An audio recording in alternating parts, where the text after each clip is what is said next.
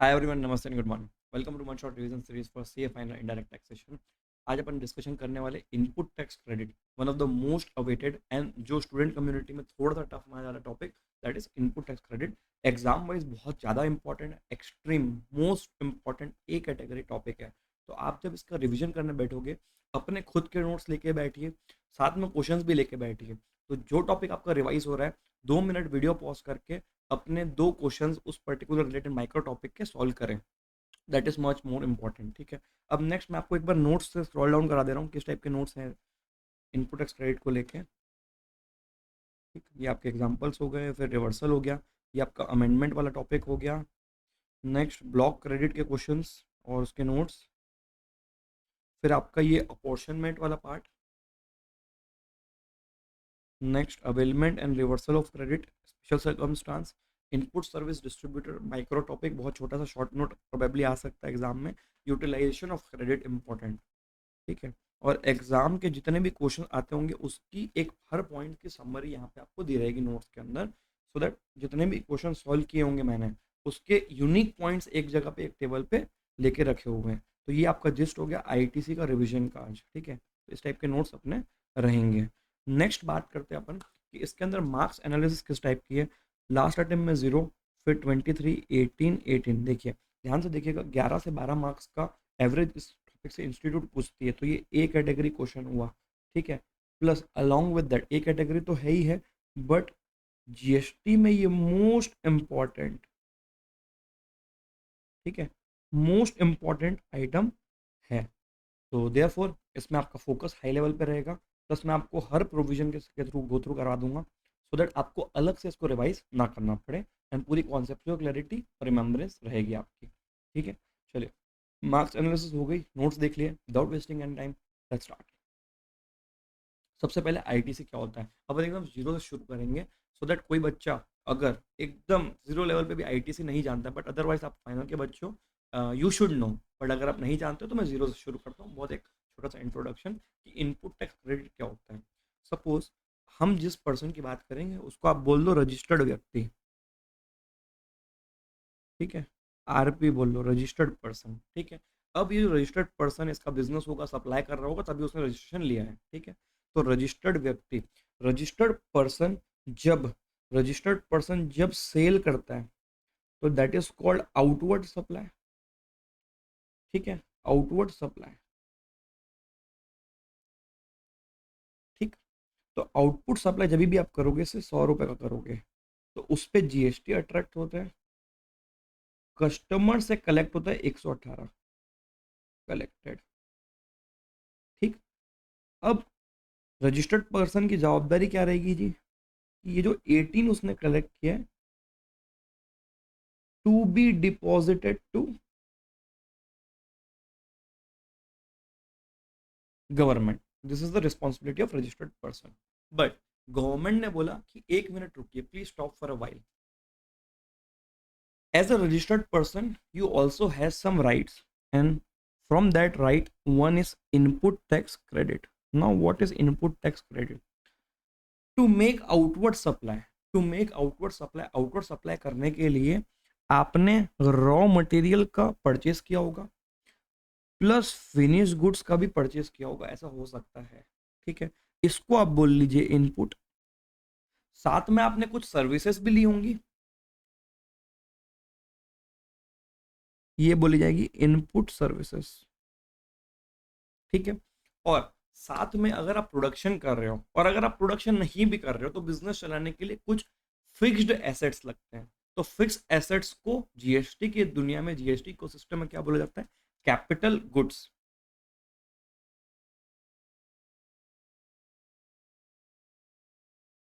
तो रजिस्टर्ड व्यक्ति, ध्यान से सुनिएगा, रजिस्टर्ड व्यक्ति को आउटवर्ड सप्लाई करने के लिए इनपुट्स चाहिए, इनपुट सर्विसेज चाहिए, एंड कैपिटल गुड्स मतलब फिक्स एसेट्स चाहिए। ये जब तीन चीजें रजिस्टर्ड व्यक्ति परचेस करता है, 3 आइटम्स, ठीक है, 3 आइटम जब परचेस करता है तो वहां पे वो जो टैक्स पे करता है। ठीक है, और जीएसटी की क्लास में जब भी टैक्स की बात हो रही होगी, that tax will always mean या तो सीजीएसटी, या तो एसजीएसटी, या तो यूटीजीएसटी, और या तो आईजीएसटी। ये चार के बाद पांचवा नहीं रहेगा। ठीक है, tax means 4 item, CGST, SGGST, UTGST and IGST। सिर्फ जीएसटी वाले टैक्सेस यहाँ पे टैक्स की नाम के अंदर शामिल होंगे। तो जो आप टैक्स पे करोगे, रजिस्टर्ड व्यक्ति ने जो टैक्स पे किया होगा at the time of purchase of 3 items, one is inputs, input services and capital goods, ये टैक्स पेड है। सपोज से हमने 5 लाख का ये सब खरीदा होगा, तो 5 लाख का 18% अप्रोक्स बता रहा हूँ, 90,000 जो पे किए होंगे पहले। गवर्नमेंट क्या बोल रहा है, ये जो 90,000 आपने अपने सप्लायर को दिया, रजिस्टर्ड व्यक्ति ने अपने सप्लायर को दिया, सप्लायर ने गवर्नमेंट को दिया, ये बोल के कि ये वाला रजिस्टर्ड व्यक्ति, कुछ इसका नाम रख दो बाटा, एग्जाम्पल बाटा रख दो, ठीक है। तो बाटा ने जब मशीन खरीदी होगी, रॉ मटेरियल खरीदा होगा, इनपुट सर्विसेज परचेज की होंगी, उन पे जो टैक्स पे किया हुआ, ठीक है, जो टैक्स पे किया अपने सप्लायर को, सप्लायर ने क्या किया होगा, फिर गवर्नमेंट को दे दिया होगा। जीएसटी में सप्लायर अपने पास नहीं रखा, ठीक है। तो ये जो टैक्स है, ये गवर्नमेंट बोल रही है कि बाटा का एक क्रेडिट लेजर होगा, क्रेडिट लेजर वहां पे जाके ऐड कर देगी 90,000 रुपीज, ठीक है। 90,000 वहां पे जाके ऐड हो गया।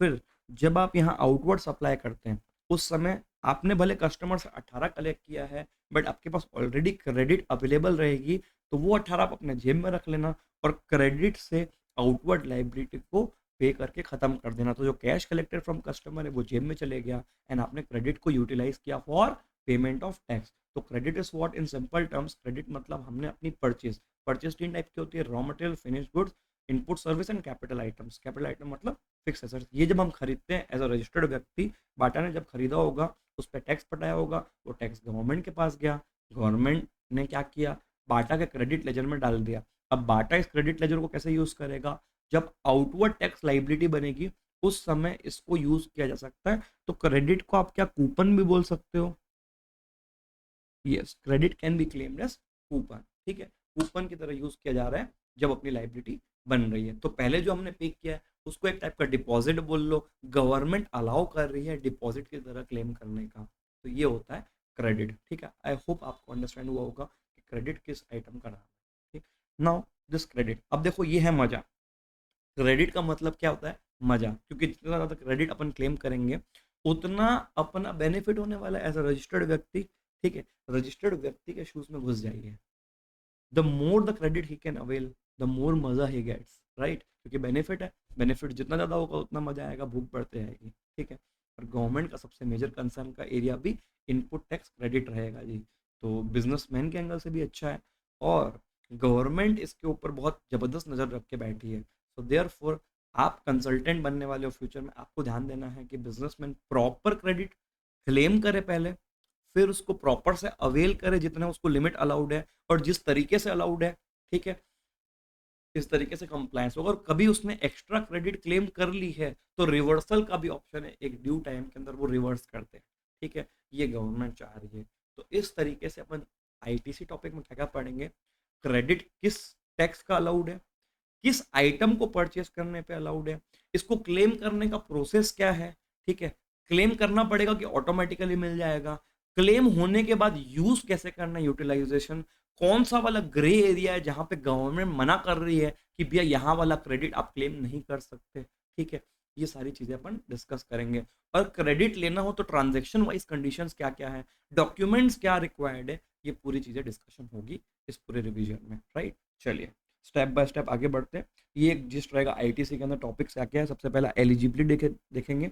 अब इसमें एलिजिबिलिटी में सिंपल ये है कि रजिस्टर्ड व्यक्ति ले सकता है, पर्सनल यूज के लिए आप चीजों को परचेस करते हो उसको क्रेडिट अलाउड नहीं है। तो क्रेडिट किसको अलाउड है, only and only to business person जो टैक्सेबल सप्लाई करता हो, जो व्यक्ति टैक्सेबल सप्लाई करता हो उसको अलाउड है, बाकियों को अलाउड नहीं रहेगा। तो eligibility of ITC, who the person is that who is eligible to take ITC, the person who is a registered person making taxable outward supply is eligible to take input tax credit. apart from that अगर कोई व्यक्ति जो registered नहीं है he cannot take ITC, और ऐसा व्यक्ति जो बिजनेस कर रहा है रजिस्टर्ड है बट वो टैक्सेबल सप्लाई नहीं कर रहा होगा तो उस केस में वो आईटीसी का यूज नहीं कर पाएगा, क्योंकि उसको जरूरत ही नहीं है ना यार। आपको देखो टैक्स लाइबिलिटी आ नहीं रही है तो आप कैसे कर लोगे बताओ। हाँ, इसका एक्सेप्शन ये है कि एक्सपोर्ट वालों की जीएसटी लाइबिलिटी नहीं आती but still they get credit of ITC and after that वो उसको क्या करते हैं, रिफंड कर लेते हैं, ठीक।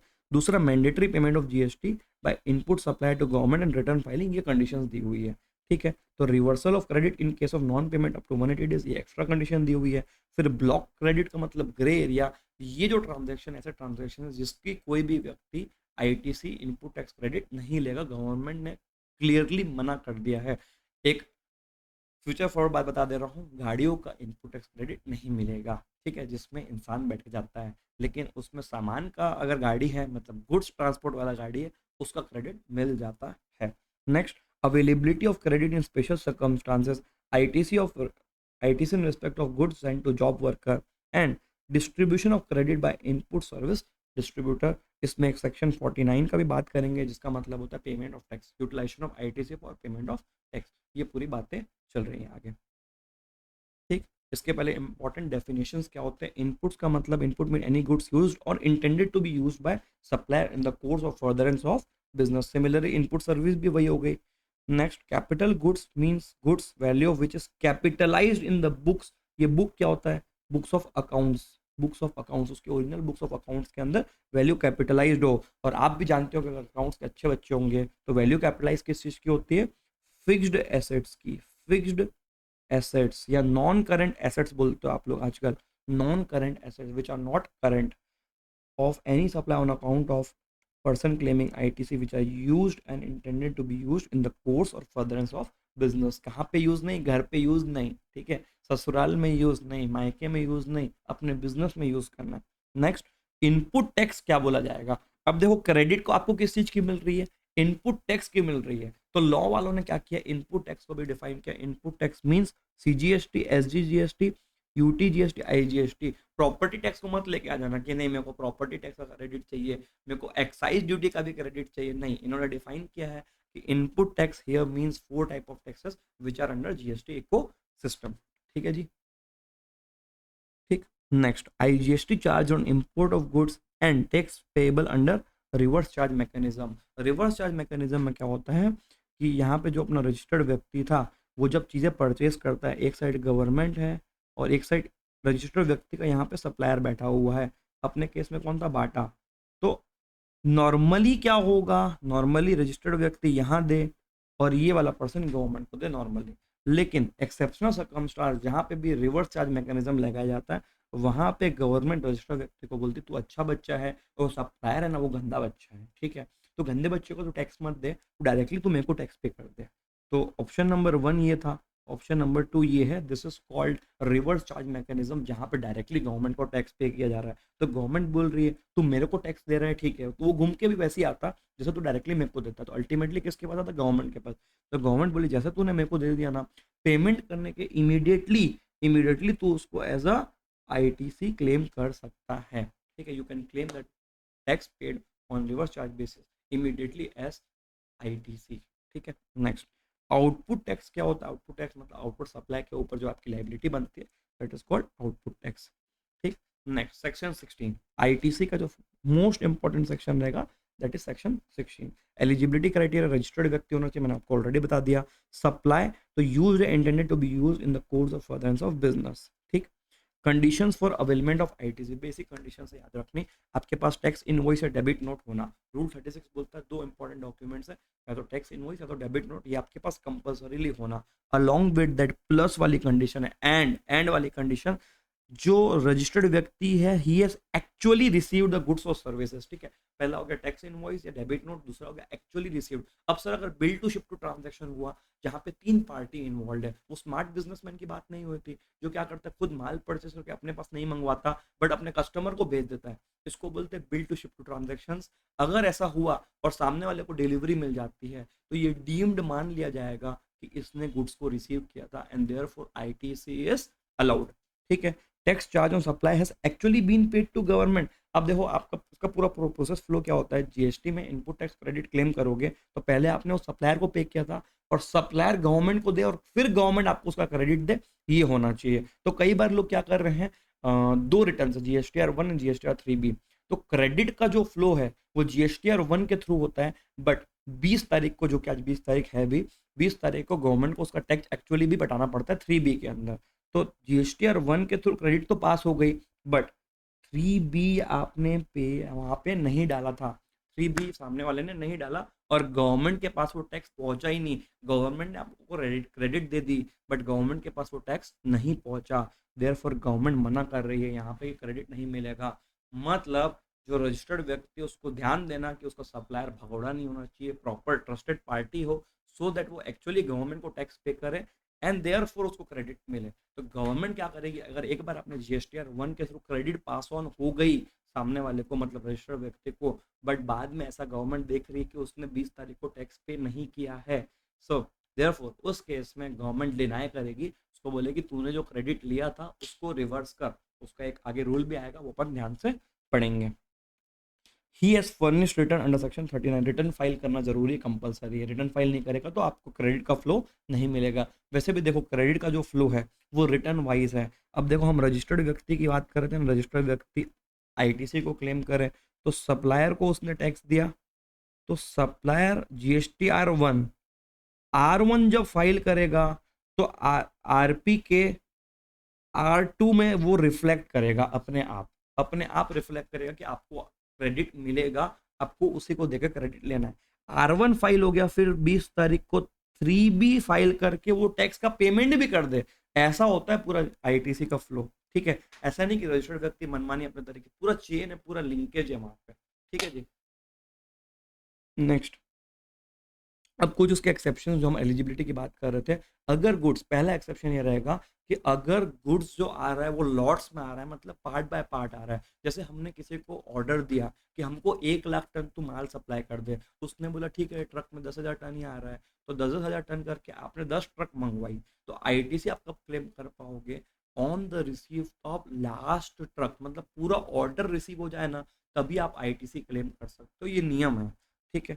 Upon receive of the last lot और installment. Next, payment of invoice to be made within 180 days, invoice का पेमेंट 180 दिन के अंदर हो जाना चाहिए, क्योंकि अभी तक जो बात हो रही थी ना कि हमने माल खरीदा और टैक्स का पेमेंट किया, तो देखो मार्केट में उधारी का भी कॉन्सेप्ट है, आपने उधारी में माल खरीद लिया और सामने वाले ने आपको उसका क्रेडिट भी दे दिया। अब देखो उधारी का लफड़ा क्या होता है कि आपने उधारी में माल खरीदा, लेकिन अगला जिससे आपने खरीदा आपका सप्लायर, रजिस्टर्ड पर्सन का सप्लायर, उसको तो गवर्नमेंट को ड्यू बेसिस पे भी टैक्स पेमेंट करना पड़ेगा 20 तारीख को, मतलब वो अपने जेब से पेमेंट करेगा। टी शर्ट है, टी शर्ट में जेब नहीं, पॉकेट से निकाल के ऐसा देना है, ठीक है। नेक्स्ट, तो अगर इसका डिफॉल्ट हो गया, अभी तो आपको क्रेडिट मिल जाएगी शुरू में, ठीक है, शुरू में ऐसी कोई कंडीशन नहीं है कि जो आपका ट्रांजैक्शन हुआ है, खरीदी का ट्रांजैक्शन, उसका पेमेंट आप सप्लायर को करो, बट 180 दिन के अंदर आपको करना है।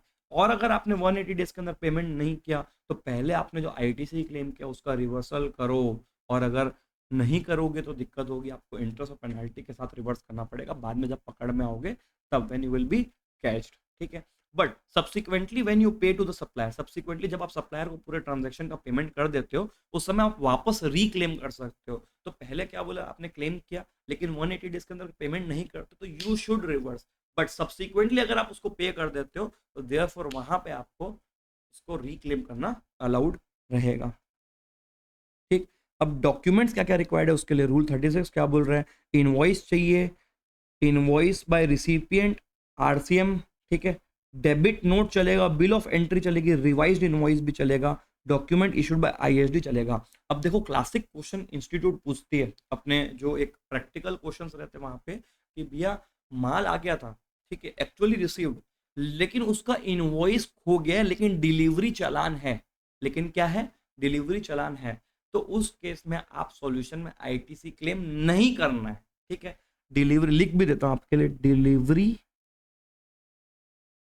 चालान नॉट वैलिड डॉक्यूमेंट, और बार बार इंस्टीट्यूट ये पूछती भी, देख लेना आप अपने एग्जाम में प्रोबेबली आ भी जाएगा कि बहुत सारा मिक्स का क्वेश्चन होता है, वहां पे एक पॉइंट लिखा रहता है कि भैया गुड्स आया, एक्चुअली रिसीव हुआ, डिलीवरी चालान भी है, बट वहां पे इनवॉइस मिसिंग था, भैया इनवॉइस या डेबिट नोट है, okay, delivery challan is not okay to claim ITC, nil लिखिएगा और नीचे में नोट डालिएगा कि delivery challan is not a valid document for claiming input tax credit. Next, mandatory requirement in invoice, tax की डिटेल्स दिखाओ, डिस्क्रिप्शन ऑफ गुड्स और service दिखाओ, HSN कोड तक भी दिखाओ, GST नंबर दोनों पार्टी का होना, प्लेस ऑफ सप्लाई होना, ये मैंडेटरी डिटेल्स आपके डॉक्यूमेंट्स में होनी चाहिए। ये आपके देखो इनवॉइस वाला टॉपिक आएगा ना, वहाँ पे भी मैंडेटरी अपन डिस्कस करेंगे कि इनवॉइस के कंटेंट्स क्या-क्या होने चाहिए एज़ पर जीएसटी लॉ।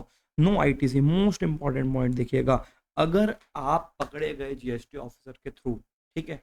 और वहाँ पे डिटेक्ट किया गया कि आपने फ्रॉड किया है जीएसटी वालों के साथ, तो आप फ्रॉड करोगे तो जीएसटी वाला आपको छोड़ नहीं देगा। वो क्या करेगा, एक नोटिस इश्यू करेगा और आपसे एक्स्ट्रा टैक्स कलेक्ट करेगा along with interest and penalty.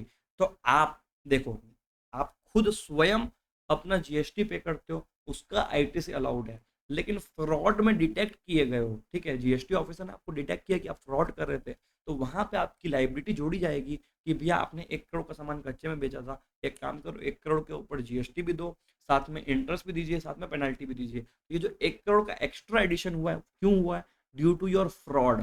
तो फ्रॉड वाले केस में अगर एक्स्ट्रा एडिशन डिपार्टमेंट कर रहा है, उस पूरे ट्रांजैक्शन प्लस उसका जो जीएसटी है, उसका आईटीसी आपको क्लियर है कि नहीं मिलने वाला। No ITC if tax has been paid and demand is confirm because of fraud की तरीके से अगर आप करोगे, तो उस तरीके से आपका वहां पे आईटीसी। मोस्ट इंपॉर्टेंट पॉइंट ध्यान रखिएगा कि अगर डिपार्टमेंट ने डिटेक्ट किया कि आपने फ्रॉड किया था और डिपार्टमेंट की नोटिस के थ्रू आप अगर टैक्स पेमेंट कर रहे हो, जीएसटी का पेमेंट कर रहे हो, उस वाले जीएसटी का कोई आईटीसी आपको नहीं मिलेगा, वो प्योर डुबत खाते में जाएगा।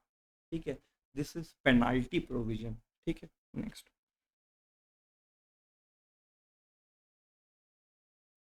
No input tax credit shall be availed by a registered person in respect of invoice debit notes, the details of which are required to be furnished under section 37(1), unless the details of such invoices debit notes have been furnished by supplier in the statement of GSTR 1।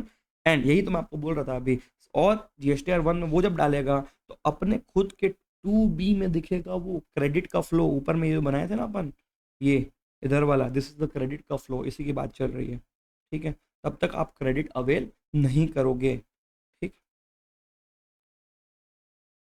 Next point, capital goods की बात हो रही है। अगर आपने capital goods, suppose से हमने खरीदा गुड्स 5 लाख की मशीन खरीदी, अब 5 लाख की मशीन पे से 90,000 का जीएसटी लगता है, तो अभी करेंटली कैश आउटफ्लो 590 का होगा।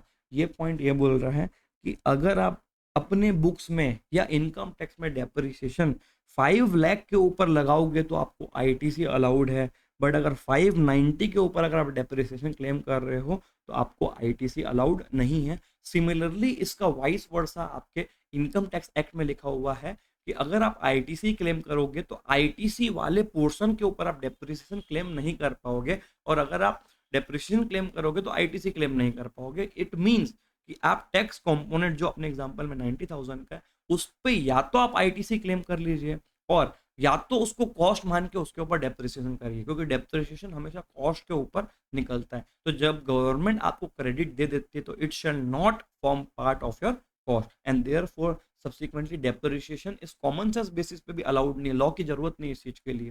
ठीक है, जो चीज आपकी कॉस्ट नहीं है तो अलाउड नहीं है। ठीक।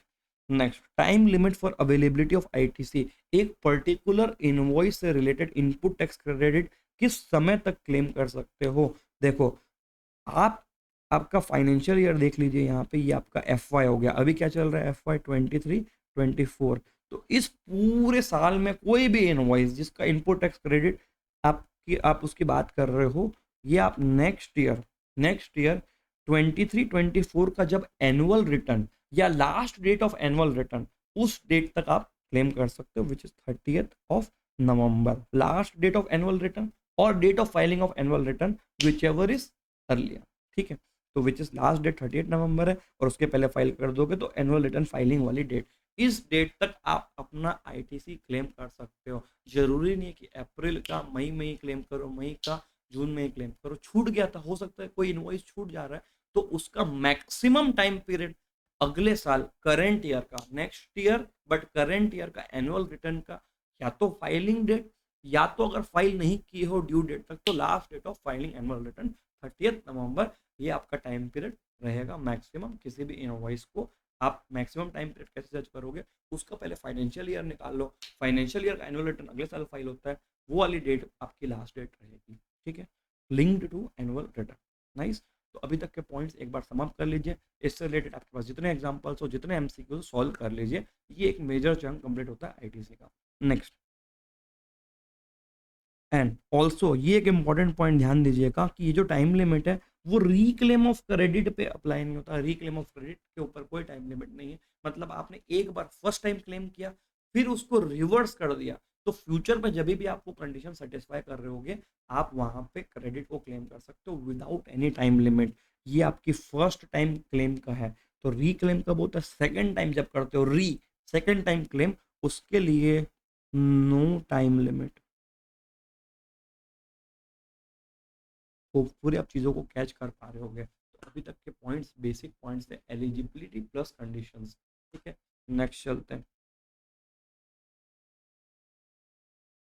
अमाउंट की limit for availment of ITC. ITC claim करने के लिए कितना आप क्लेम कर सकते हो? ठीक है, अब देखो आईटीसी का एक बात दिमाग में डाल दीजिएगा, आईटीसी आपको थाली में परोस के सर्व नहीं किया जाएगा। आपको बूफे की तरह जाके उठाना पड़ेगा, अपनी प्लेट खुद घर भरनी पड़ेगी। इमेजिन अ पार्टी, दो टाइप की पार्टी इमेजिन करिए। एक पार्टी क्या होती है कि अपन जाके बैठ गए, यहाँ पे थाली है बैठ रही है और आके सब चीज़ परोसी जा रही है, ये होता है घर पे। फिर आप जाते हो बाहर वाली पार्टियों में, वहां पे क्या होता है, पहले खाली थाली उठाते हो, ये आपका क्रेडिट लेजर हो गया। आप बूफे में जाके चीजें उठाते हो, ठीक है, ठीक, बूफे में जाके चीजें उठाते हो, सही समय पे उठाते हो, ठीक है। गेस्ट आएंगे उसके बाद उठाना, पहले जाके मत उठा लेना, ठीक है। मतलब सही समय पे उठाओगे और सही चीज उठाना, वेज हो तो वेज खाना, नॉन वेज हो तो नॉन वेज खाना, ठीक है। बूफे में आप थाली में पूरे परोसोगे अपने आप को, थाली में उठाया उसको बोला जाएगा अवेलमेंट ऑफ क्रेडिट। फिर जाके टेबल पे बैठोगे उसको खाओगे, that is utilization of credit. तो बूफे को इमेजिन करिएगा उस तरीके का फ्लो होता है, ठीक है। तो बूफे में पहले अपनी ये प्लेट हो गई, ठीक, पहले आपको इसको भरना पड़ेगा, इसको बोला जाएगा अवेलमेंट। फिर जब आप उसको खाओगे, दैट इज कॉल्ड यूटिलाइजेशन। ये प्रोसेस होते हैं, पहले कितना अवेल कर सकते हैं फिर यूटिलाइज कर सकते हैं। अभी हम अवेलमेंट की बात कर रहे हैं, ठीक है। ऊपर जो कंडीशंस की बात हो रही थी वो भी अवेलमेंट की थी, यहाँ पे जो लिमिट हो रही वो भी अवेलमेंट की, और यूटिलाइजेशन एकदम लास्ट में डिस्कस करेंगे। पहले ले लेते हैं, प्लेट को भर लेते हैं, फिर बाद में लास्ट में आराम से खाएंगे, ठीक है जी। तो अवेलमेंट कितना कर सकते हो? अब देखो, आप परचेस करते हो, सपोज महीने में रजिस्टर्ड पर्सन ने 50 इनवॉइस परचेस के थे उसके पास, और सामने वाला व्यक्ति जितने भी सप्लायर्स है जिनसे ये परचेस कर रहे हैं, उसमें से टोटल 40 इनवॉइस का GSTR1 फाइल हो चुका है। 40 इनवॉइस का GSTR1 फाइल हो चुका है, हमारे टू बी में दिख रहा है। और फाइल होना जरूरी नहीं है, टाइम पे फाइल हुआ है, ठीक है। तो टाइम पे फाइल होना, और 10 इनवॉइस ऐसे थे कि जिसका GSTR1 अभी टाइम पे फाइल नहीं हुआ था या हुआ ही नहीं था, ठीक है। तो 40 इनवॉइस में आप ये देखो कि टैक्स कितना इन्वॉल्व है। से 40 इनवॉइस में 2 लाख का टैक्स इन्वॉल्व था। ये आप 100% क्लेम कर सकते हो, अवेल कर सकते हो, ठीक है, थाली अपनी भर सकते हो। बट जो रिमेनिंग 10 इनवॉइस बचा, उसमें कितना टैक्स है वो आपके लिए क्लेम करने के लिए रिलेवेंट नहीं है। सीधा सीधा ये 40 जो GSTR1 में फाइल हो गए थे, उसका जो 2 लाख टैक्स है, इसका 5% आप एक्स्ट्रा क्लेम कर सकते हो, जितना पोर्शन आपको ऑलरेडी यहाँ पे फाइल नहीं हुआ है। तो बाजू में पढ़िएगा, invoice whose details are furnished by supplier in GSTR1, उसका फुल क्रेडिट लीजिए, मतलब 100% आप ले सकते हो। और बाकी रिमेनिंग इनवॉइस जिनका नॉट फर्निश्ड है डिटेल्स, वहां पे आप 5% ले सकते हो। बट देखो, वो वाले इनवॉइस का 5% नहीं, जो ऊपर लिए हो ना फुल क्रेडिट वाला, उसका 5%। नीचे आपको देखो एग्जांपल, तो it implies maximum amount of ITC is equal to 105% of A above, and A means जो इनवॉइस का डिटेल फर्निश हो गया है आपके GSTR1 के थ्रू 2B में, ठीक है। उनका GSTR1 अपना 2B RP का, ठीक है। तो एक आपके इंस्टीट्यूट का एग्जांपल दिखा देता हूं आपको। At last private limited is manufacture of taxable goods, it has received 50 invoices, same example, of input and input services from various suppliers during the month of September. Invoice involve ITC of 5 lakh. Total ITC कितने की बात हो रही है? 5 लाख की। अब देखो, इसमें से 40 इनवॉइसेस जिसमें 3 लाख का इनपुट टैक्स क्रेडिट का इन्वॉल्वमेंट था, on the due date of furnishing return उसने R1 में फाइल कर दिया 3 लाख। तो ITC date can be claimed by Atlas limited कितना होगा देखिएगा। देखो, 3 लाख तो वो क्लेम कर लेगा, 40 इनवॉइस जो कि फर्निश हो चुके उसका 3 लाख क्लेम कर देगा। बाकी के 10 इनवॉइस में कितना टैक्स था उसका अभी कोई मतलब नहीं, वो जब एक्चुअल फाइल करेंगे तो उस समय आप क्लेम करना। अभी आप 3 लाख का 5% एक्स्ट्रा क्लेम कर सकते हो विच इज 15,000। तो अभी इन लोग 3,15,000 कैन बी क्लेम्ड। ध्यान दीजिएगा चीज़ों के ऊपर, ठीक है। जितना ज़्यादा आपका फोकस रहेगा एग्जाम में, आपको उतने अच्छे तरीके से आता होगा। अब देखो कई बार हमारे साथ प्रॉब्लम क्या होती है कि हम जब ये कैलकुलेशन कुछ कर रहे होते हैं तो हमको अचानक से ऐसे प्रिपरेशन करते टाइम पहले का कुछ याद आ रहा होता है, उसको भाई छोड़ दो। हो सकता है कि आपको उसको प्रिपरेशन करने में थोड़ी सा लैक्यूना रह गया होगा, उसका टेंशन लोगे तो अभी वाला भी साफ हो जाएगा जी। थोड़ा बने रहिएगा चीज़ों में, ठीक। नेक्स्ट अगला एग्जाम्पल, इफ द इसी का कंटिन्यूशन वाला एग्जांपल है, if supplier furnishes in their GSTR 142 invoice, ठीक है। ऊपर वाला क्वेश्चन का एक्सटेंशन है जहां पे 4.8 लाख तक उसने कर दिया, तो 4.8 लाख का वैलिड क्रेडिट है, ये आप ले लीजिए। फिर अगला जो बाकी उसने नहीं किया 8 इनवॉइस, तो उससे रिलेटेड अपने को पता है कि 480 इंटू 5% अलाउड है, तो 480 इंटू 5% कितना हुआ, 24,000 हुआ। जरा टोटल मारो तो 480 प्लस 24,000, ये तो 5,04,000 हो गया भैया। फॉर्मूले के हिसाब से 5,04,000 आया, बट टोटल इनवॉइस में कितना आईटीसी अलाउड था, तो टोटल तो 5 लाख अलाउड था। क्वेश्चन देख लो यहाँ पे लिखा हुआ है 5 लाख अलाउड था, देयरफॉर यहाँ पे एक अपर लिमिट लग जाएगी और आप मैक्स आपको रुकना पड़ेगा 5 लाख तक ही आप क्लेम कर पाओगे, ऐसा आपको नोट डाल के आना है। बिकॉज कैलकुलेशन के हिसाब से जो आईटीसी आ रहा है that exceeds actual ITC, actual को भी एक्सीड मार रहा है, तो you have to stop in the upper cap of actual, ठीक है। तो विद दैट अपने ये एग्जांपल्स हो चुके हैं। नेक्स्ट, अब देखो ये बीच में अमेंडमेंट आई थी, तो स्टार मार्क्स हो सकता अमेंडमेंट पे यार इंस्टीट्यूट का फोकस है, तो आपको अभी तक ध्यान देना चाहिए। इंटर क्लियर करके आए हो, फाइनल के बच्चे हो, राइट। बच्चा तो नहीं बोल सकते, बड़े हो गए हो, ठीक है। Reversal of ITC in case of non payment of tax by supplier and reavailment of same. अब इसका बैकग्राउंड बता दूं, कई सप्लायर लोग क्या करते थे कि आरपी रजिस्टर्ड व्यक्ति बाटा, हमारा एग्जांपल अभी भी वही कंटिन्यू चलेगा, बाटा रजिस्टर्ड व्यक्ति जब इनसे परचेस करता है तो सामने वाला जीएसटी R1 फाइल कर देता है और यहाँ पे 2B में, अपने 2B में दिखता है वो क्रेडिट क्या आ रहा है। बट ये भी तो कंडीशन है कि एक्चुअल पेमेंट करे वो 3B फाइल करके, तो वो 3B फाइल नहीं करता है, ठीक है। तो ये एरिया देखो 3B फाइल नहीं करता, तो इनको पनिश करने के लिए बाटा को बोला गया नहीं भी आपको रिवर्सल करना ही पड़ेगा। आपको रिवर्सल किसको बोला जा रहा है, बाटा को पनिश किया जा रहा है। देखो अगले को तो क्या इंटरेस्ट पेनाल्टी सब लगेगा, बट इसका क्रेडिट बाटा भी नहीं ले पा रहा है। देख रहे हो चेन किस टाइप का है, राइट। चलिए, तो ये नोटिफिकेशन इसी के बारे में, रिवर्सल करना पड़ेगा, उसका भी एक बहुत लंबा चौड़ा टाइम लिमिट दिया हुआ है, ठीक है। मतलब जहां पे भले फंसाया जा रहा है बट एक लॉन्ग पीरियड ऑफ टाइम देके, ठीक। तो when registered person claims ITC in 3B in respect of invoice or debit note detail of which has been furnished या filed by supplier in GSTR1, but however the supplier has not filed and paid tax in 3B till 30th September of next financial year। भी अब आप देखिए पूरा साल 23-24, ठीक है, और उसका अगला 30 सितंबर, मतलब और 6 महीने। तो इस पूरे 12 महीनों का अगले 6 महीने तक भी अगर आप फाइल नहीं कर रहे हो तो यहाँ पे गवर्नमेंट पनिश कर रही है। वो ये बोल रही है the said amount of ITC shall be reversed by the said recipient in 3B on or before 30th नवंबर। इसको और, ठीक है, मतलब अक्टूबर और नवंबर 2 मंथ्स का समय, फ्लो देखिएगा, फ्लो, ठीक है।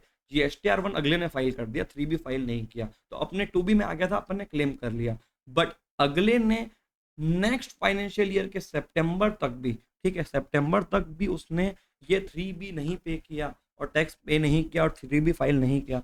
देयरफॉर हमको बोला जा रहा है रजिस्टर्ड व्यक्ति को कि देख भाई तेरे सप्लायर ने टैक्स को एक्चुअली पे नहीं किया, अब तू एक काम कर, तेरे को 2 महीने का समय दे रहा है, 2 मंथ्स, कब तक, नवंबर तक, ठीक है। तो नवंबर 30 नवंबर तक तू चुपचाप रिवर्स कर देना आईटीसी जो तूने इस संदर्भ में, इन जिस इनवॉइस की बात कर रहे हैं उस पर्टिकुलर इनवॉइस का जो टैक्स इन्वॉल्व है उसको तू चुपचाप से रिवर्स कर दे, अभी तेरे पे कोई इंटरेस्ट नहीं लगाया जाएगा, और बाद में जब अगला पे कर उसको तो तू जाके ना ऐसे कर देना मार्केट में, ठीक है, पूरे मार्केट में फैला देना कि ये फ्रॉड है, फ्रॉड, ठीक है।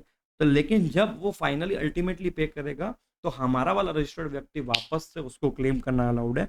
If the recipient fail to do so he shall pay. अगर नवंबर तक आप फाइल वहां पे रिवर्स नहीं करोगे फिर गवर्नमेंट आपसे ब्याज ब्याज पेनल्टी वगैरह सब लेगी।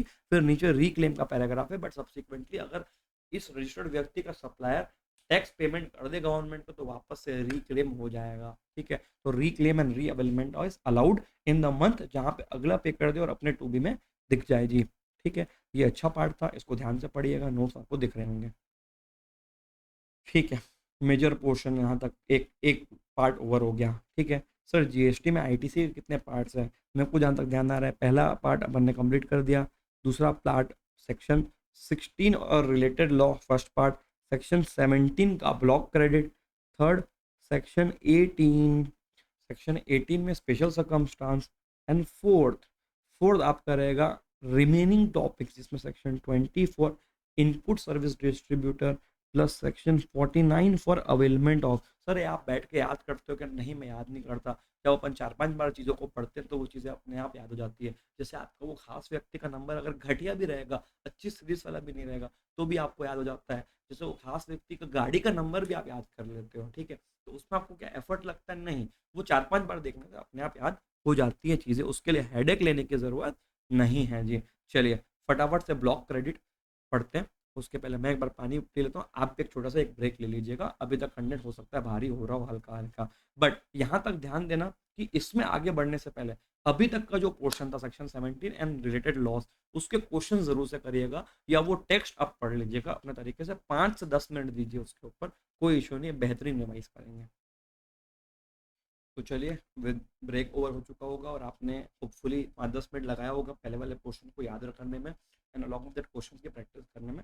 ब्लॉक क्रेडिट के टुवर्ड्स मूव करते हैं। Section 17(5) blocked credit. Block credit means those area या दोज ट्रांजेक्शंस जिसका क्रेडिट कोई भी अवेल नहीं करेगा। तो block credit means these are those transactions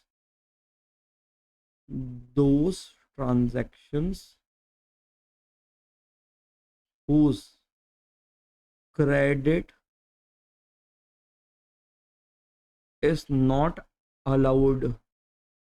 जैसे सपोज से आप वेजिटेरियन हो, आप पार्टी में जा रहे हो, वहां पे नॉनवेज या ड्रिंक्स भी हो सकता है, बट आपके घर वालों ने मना कर दिया है, आपको ब्लॉक्ड है कि वहां रहेगा। घर वालों ने क्या बोला? पार्टी में जाओगे ना, वहां पे सर्व हो रहा होगा चीजें, वैसे यहाँ पे क्रेडिट सर्व हो रही होगी, लेना नहीं है। ध्यान दीजिएगा, ब्लॉक क्रेडिट मीन्स वहां पे चीजें सर्व हो रही होंगी, उसको लेना नहीं है। तो आप सपोज से आप मस्तीखोर, आप वहाँ पार्टी में जाओगे, वहां चीजें सर्व हो रही है, आपके मन में ना लालच आती है, कौन देख रहा है जी। ठीक है, कौन देख रहे हैं, मैं ले लेता हूँ, थोड़ा थोड़ा हल्की हल्की मार लेते हैं भैया। आप जो ये हल्की हल्की मार लोगे, ठीक है, तो बाद में उसका कहीं ना कहीं एक्शन का रिएक्शन या तो आप करोगे, या तो किसी रिश्तेदार ने आपको वहां देख लिया होगा, वो कहीं जाके कुछ बता देगा, या तो आपका कोई गद्दार दोस्त बता देगा वहां जाके। ठीक है, कहीं से भी पता गलत, अगर जो चीज ब्लॉक थी वो वहां सर्व होगी, लेना नहीं है। ठीक है, पार्टी का एग्जाम्पल, क्योंकि यहाँ पे सब बेनिफिट्स है, तो जो मना की जा रही है ना वो चीज मत करो, ब्लॉक्ड है, बट स्टिल वहां पे सर्व हो रही होंगी चीजें, आपने ले लिया, बाद में गवर्नमेंट को या पार्टी वाले केस में आपके घर वालों को पता चल गया कि इसने ये ब्लॉक्ड चीजों को भी उठाया है, तो वहां पे कांड हो जाएगा। ठीक है, वहां पे घर वाले आपकी बहुत ऐसे करेंगे और गवर्नमेंट भी अपने इस केस में बहुत ऐसे करेगा, बट प्रीडोमिनेंटली आप ले सकते हो। तो आप बोलोगे कि जब गवर्नमेंट हमको देना ही नहीं चाह रही है तो वहां पे अवेल क्यों करने दे रही है? बेटा इसका सीधा साफ आंसर ये है कि देखो, उस पार्टी में अब आपको ब्लॉक्ड है ना, कोई और होगा जिनके लिए वो रखी जा रही है चीजें, कोई स्पेशल गेस्ट, बड़े लोग, गवर्नमेंट वाले, बैंक वाले, तो उनके लिए तो रखना है, व्यवहारिक है। और ऐसे लोग जिनके घर में वो क्रेडिट ब्लॉक्ड नहीं है, या वो लोग जिनके घर में वो चीजें ब्लॉक्ड नहीं होती, नॉनवेज और ड्रिंक्स। ठीक है जी, तो एक एग्जांपल मैंने आपको दिया जिसके थ्रू होपफुल आप समझोगे। ब्लॉक क्रेडिट मीन्स ऐसी क्रेडिट जो आपको वैसे ऊपर ऊपर दिखती है कि आप अवेल कर सकते हो, बट गवर्नमेंट मना कर रही है मत करना, तेरे लिए नहीं है वो जिसके लिए वो खुद कर लेगा, बट तेरे लिए नहीं है बाय डिफॉल्ट लॉ। तो हर चीज का जितना जिसका क्रेडिट 2B में दिख रहा है, यू शुड नॉट अवेल। वो सर्व हो रही होंगी बट आपको लेना नहीं है, ठीक है। और हर पॉइंट के कुछ ना कुछ एक्सेप्शंस रहेंगे। सबसे पहले मोटर व्हीकल की बात कर ले, गाड़ी घोड़ा, ठीक है। सबसे पहला मोटर व्हीकल के क्रेडिट अलाउड नहीं है किसी को भी जिसमें आप बैठते हो, स्पेशली कौन सी वाली, पैसेंजर वाली, बाइक कार वगैरह, उसका अलाउड नहीं है। लेकिन commercial motor vehicles like trucks are, उसका जीएसटी क्रेडिट अलाउड है, क्योंकि उसको डायरेक्टर क्या पर्सनल पर्पज से लेके ट्रक को नहीं निकल जाएगा। अगर नॉर्मल सेंस में रहेगा तो, अगर हाई रहेगा तो उसको कुछ नहीं बोल सकते, ठीक है। तो मोटर व्हीकल जिसमें पर्सन बैठ के घूमते हैं नेचुरली, अब देखो ट्रक में भी बैठ के घूमते हैं, वो नहीं, जो इंटेंडेड फॉर पर्सन है, जिसमें सीट्स लगाई जाती है बैठ के घूमने के लिए, वो वाला जो गाड़ी है उसका क्रेडिट नहीं लेना है, ठीक। अब अगर अब उसकी अप्रूव्ड सीटिंग कैपेसिटी 13 से लेस है तो नॉर्मली अलाउड नहीं है। बट एक्सेप्शन मतलब जिनके घर में वो नॉनवेज और ड्रिंक्स अलाउड थी, ये वो कौन से लोग हैं, जिसमें देखिएगा सामने आप सेम चीज बेचते हो, मतलब मैं कार का डीलर हूँ, कार परचेस करता हूँ, कार मेरे लिए गुड्स है और कार बेचता हूँ, तो ये जो कार परचेस की थी बेचने के लिए, यूज करने के लिए नहीं, बेचने के लिए, उसको अलाउड रहेगा। नेक्स्ट, ट्रांसपोर्टेशन ऑफ पैसेंजर, मेरा काम बिजनेस होली डायरेक्टली डिपेंडेंट है ऑन व्हीकल, वो वाला व्यक्ति ले सकता है। और वो व्यक्ति जिसकी ड्राइविंग स्कूल है वो वहाँ पे मोटर व्हीकल का क्रेडिट ले सकता है। तो कुछ ऐसे बच्चे भी तो हैं जिनको क्रेडिट अलाउड है, इसीलिए क्रेडिट जनरली अलाउ किया जाता है, बट बाकी लोगों को लेना नहीं है। जिनको लेना है उनका नाम ये 3 लोग हैं, ठीक है। जो उस गाड़ी को ही बेच देता है वो व्यक्ति, जो उस गाड़ी में बैठा के लोगों को घुमाता है, इसी का बिजनेस कर रहा है। And the third is training and driving of such vehicle, ठीक। और अगर आपकी अप्रूव सीटिंग कैपेसिटी 13 से ज्यादा वाली रही तो उसका आईटीसी अलाउड। 13 से ज्यादा मतलब वो ट्रैवलर्स नहीं होती। अब देखो ट्रैवलर्स का ना कॉमर्शियल यूज ही हो सकता है, ऐसा नहीं कि परिवार के लिए आपने ट्रैवलर खरीद ली और उसको आईटीसी के लिए घुमा रहे हो, मचा रहे हो, मजेदार। तो देखो प्रीडोमिनेटली ये रहेगा कि मोटर व्हीकल जिसमें लोगों के बैठने के लिए सीट्स लगी हो, मतलब for the purpose of seating of passenger हो, और 13 से कम की कैपेसिटी वाली हो, उसका क्रेडिट नॉर्मल व्यक्तियों को अलाउड नहीं है। एक्सेप्शन 3 व्यक्तियों को अलाउड था, जो उसी को बेच दे, जो उसी के ऊपर मेन बिजनेस करे और जो ड्राइविंग चलाए, ड्राइविंग स्कूल उसके ऊपर चलाए, उसको अलाउड रहेगा। फिर आप बात करो 13 से ऊपर वाले पैसेंजर वाली गाड़ियां, वो आपका उसका क्रेडिट अलाउड रहेगा क्योंकि वो कॉमर्शियल पर्पज से ही यूज होती है जी। नेक्स्ट, ट्रांसपोर्टेशन ऑफ गुड्स वाली गाड़ी, ट्रक्स, ट्रक्स का आईटीसी इज अलाउड, ट्रक्स का आईटीसी इज अलाउड, ठीक है। सिमिलरली वेसल एयरक्राफ्ट की बात कर लें, हेलीकॉप्टर, यॉट, प्रीमियम, ठीक है, और पूरा जहाज वगैरह, ठीक। तो अगर उसमें भी 2 टाइप के केसेस होते हैं, इसको आप गुड के ट्रांसपोर्टेशन के लिए आईटीसी अलाउड है विदाउट एनी रिस्ट्रिक्शन, बट अगर आप पैसेंजर ट्रांसपोर्ट की बात करें तो नॉट अलाउड है passenger transport, but exception further supply कर दे कोई उसी का डीलर तो अलाउड है। ट्रांसपोर्टेशन ऑफ पैसेंजर की सर्विस में इन्वॉल्व है व्यक्ति तो वहां पे अलाउड है। जैसे मान लो खुद के मजे के लिए यॉट खरीदा, आईटीसी नॉट अलाउड। बट आप क्रूज कंपनी चला रहे हो तो आईटीसी अलाउड रहेगा। प्राइवेट जेट खरीद रहे हो, देखो सपने बहुत बड़े बड़े अपने, प्राइवेट जेट खरीदेंगे, उसका आईटीसी अलाउड नहीं करेगी गवर्नमेंट, लेकिन आपकी एयरलाइन कंपनी है तो वहां पे आईटीसी अलाउड होगा जी। और ट्रेनिंग स्कूल वालों को आईटीसी अलाउड रहेगा क्योंकि उनका काम ही उससे रिलेटेड है, बिजनेस का मेन पार्ट आ जाएगा, तभी तो यहाँ पे उसको आईटीसी अलाउ कर रहा है। अब देखो ये दोनों का आईटीसी अलाउड नहीं है, बट इन दोनों से रिलेटेड सर्विसेज होती है। इन दोनों से रिलेटेड सर्विसेज क्या होती है? सर्विस कराना, गाड़ी की सर्विस कराना, व्हीकल वगैरह की सर्विस कराना, और इसमें इंश्योरेंस वगैरह लेना, उसके ऊपर आईटीसी इज अलाउड, ठीक है। Notified service in relation to, notified service in relation to motor vehicle, vessel and aircraft, इस केस में आपका general insurance, servicing, repair, maintenance, leasing, renting and hiring, अगर ये आपका यूज्ड फॉर बिजनेस था then ITC available, और अगर ये फाइनल प्रोडक्ट है मैन्युफैक्चरर का तो भी आईटीसी अवेलेबल रहेगा, ठीक है। नेक्स्ट, पहला वाला पार्ट हो गया। दूसरा, पर्सनली खा जाने वाली चीज़ों के ऊपर आईटीसी अलाउड नॉर्मली नहीं रहेगा, बट अगर ये पर्सनली कंज्यूम करने वाली चीज़ों के ऊपर लीगली बाउंड है कंपनी, द कंपनी और द रजिस्टर्ड पर्सन इस लीगली बाउंड की आपको ये सर्विसेज देनी होगी या ये गुड्स देना होगा, तो फिर आईटीसी अलाउड है इफ लीगली बाउंड। तो क्वेश्चन में इंस्टीट्यूट पूछती है प्रैक्टिकल क्वेश्चन में कि सो एंड सो चीजें इसने की बट वो लीगली बाउंड नहीं था तो आईटीसी अलाउड नहीं है। लेकिन अगर लिख दे कोई वहां पे पॉइंट में कि he or she was or the company the organization was legally bound, ITC आप ले लेना अपने क्वेश्चन में इन चीजों के ऊपर। फूड बेवरेज खाना पीना, outdoor catering, beauty treatment, health services, चाहे कोई भी रीजन से आप बोल दो। आप बोल दो कि हम फार्मा डीलर हैं और जितने भी एजेंट्स और डॉक्टर्स का हम पार्टी रखें, हम प्लाईवुड डीलर हैं, हम डिनर रखें इंटीरियर डिजाइनर का, सो एंड सो कुछ भी आप बोल लो वहाँ पे अलाउड नहीं होगा। कॉस्मेटिक प्लास्टिक सर्जरी, अपना चेहरा ठीक करा रहे हो नहीं, हाँ। लाइफ इंश्योरेंस हेल्थ इंश्योरेंस के ऊपर भी आपको आईटीसी नहीं मिलेगा, बट अगर बाउंड हो लीगली तो इन सब चीज़ों के ऊपर मिल जाएगा। ठीक है, लीजिंग रेंटिंग एयरक्राफ्ट एक्सेट्रा। ठीक, नेक्स्ट यहाँ पे नीचे क्या लिखा हुआ, नॉर्मली प्रोवाइडेड टू एम्प्लॉय और director ITC is not allowed when ITC allowed making outward supply of same category. मतलब आप खुद एक कैटरर हो, आपका आउटवर्ड सप्लाई भी कैटरिंग है, तो आपने इनवर्ड भी कैटरिंग ले लिया, दोनों का मिला के आप आउटवर्ड सप्लाई कर रहे हो, वहाँ पे अलाउड रहेगा। और कॉम्पोजिट सप्लाई का एलिमेंट रहेगा तो भी अलाउड रहेगा।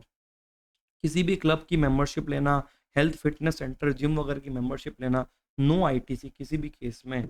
ट्रैवल बेनिफिट एक्सटेंड करना एम्प्लॉय को जो कि वेकेशन वगैरह में गया है, बट प्रोवाइजो मतलब एक्सेप्शन क्या बोल रहा है कि जब वो ऑब्लिगेटरी हो एम्प्लॉयर के लिए अगर ऑब्लिगेटरी रहा कि खाना पीना देना पड़ेगा, ठीक है, तो उस केस में उसको आईटीसी अलाउड हो जाएगा if it is obligatory, legal obligation है। ठीक है, नेक्स्ट कंस्ट्रक्शन सेक्टर। ठीक है, मोटर व्हीकल हो गया, पर्सनली कंज्यूम करने वाली चीजें हो गई। Now next is construction sector.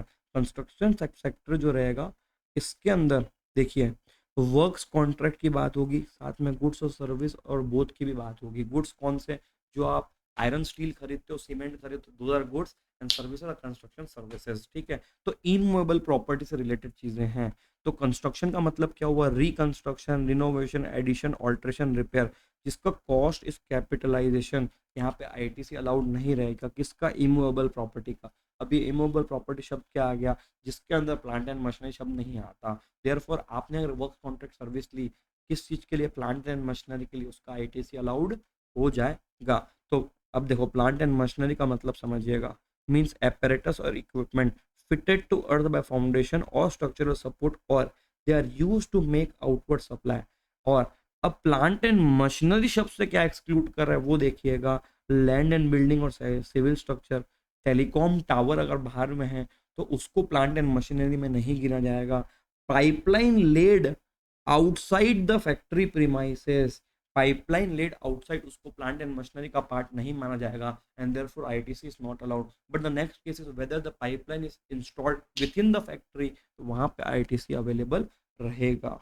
ठीक है, तो एक्सेप्शन देखिएगा, अभी देखो बोला गया कि इमूवेबल प्रॉपर्टी कंस्ट्रक्शन में आईटीसी नहीं मिलेगा, बट एक्सेप्शन क्या रहेगा, where it is an input service of further contract of service. मतलब जैसे मान लो हमारा बिल्डर का सर्विस हो गया, तो रजिस्टर्ड व्यक्ति खुद एक बिल्डर है, उसने दूसरे बिल्डर सर्विस ली कि हम लोग 100 बिल्डिंग बना रहे हैं, टाइम पे कंप्लीट नहीं कर पाएंगे, एक काम कर 80 हम बनाते थे, 20 तू बना के दे दे, काम टाइम पे कंप्लीट हो जाएगा। तो इनवर्ड सर्विस सेम ली for the same outward supply, वहां पे आईटीसी आपको पूरे में अलाउड है, जितने भी ब्लॉक्ड एरिया से making outward supply of same category.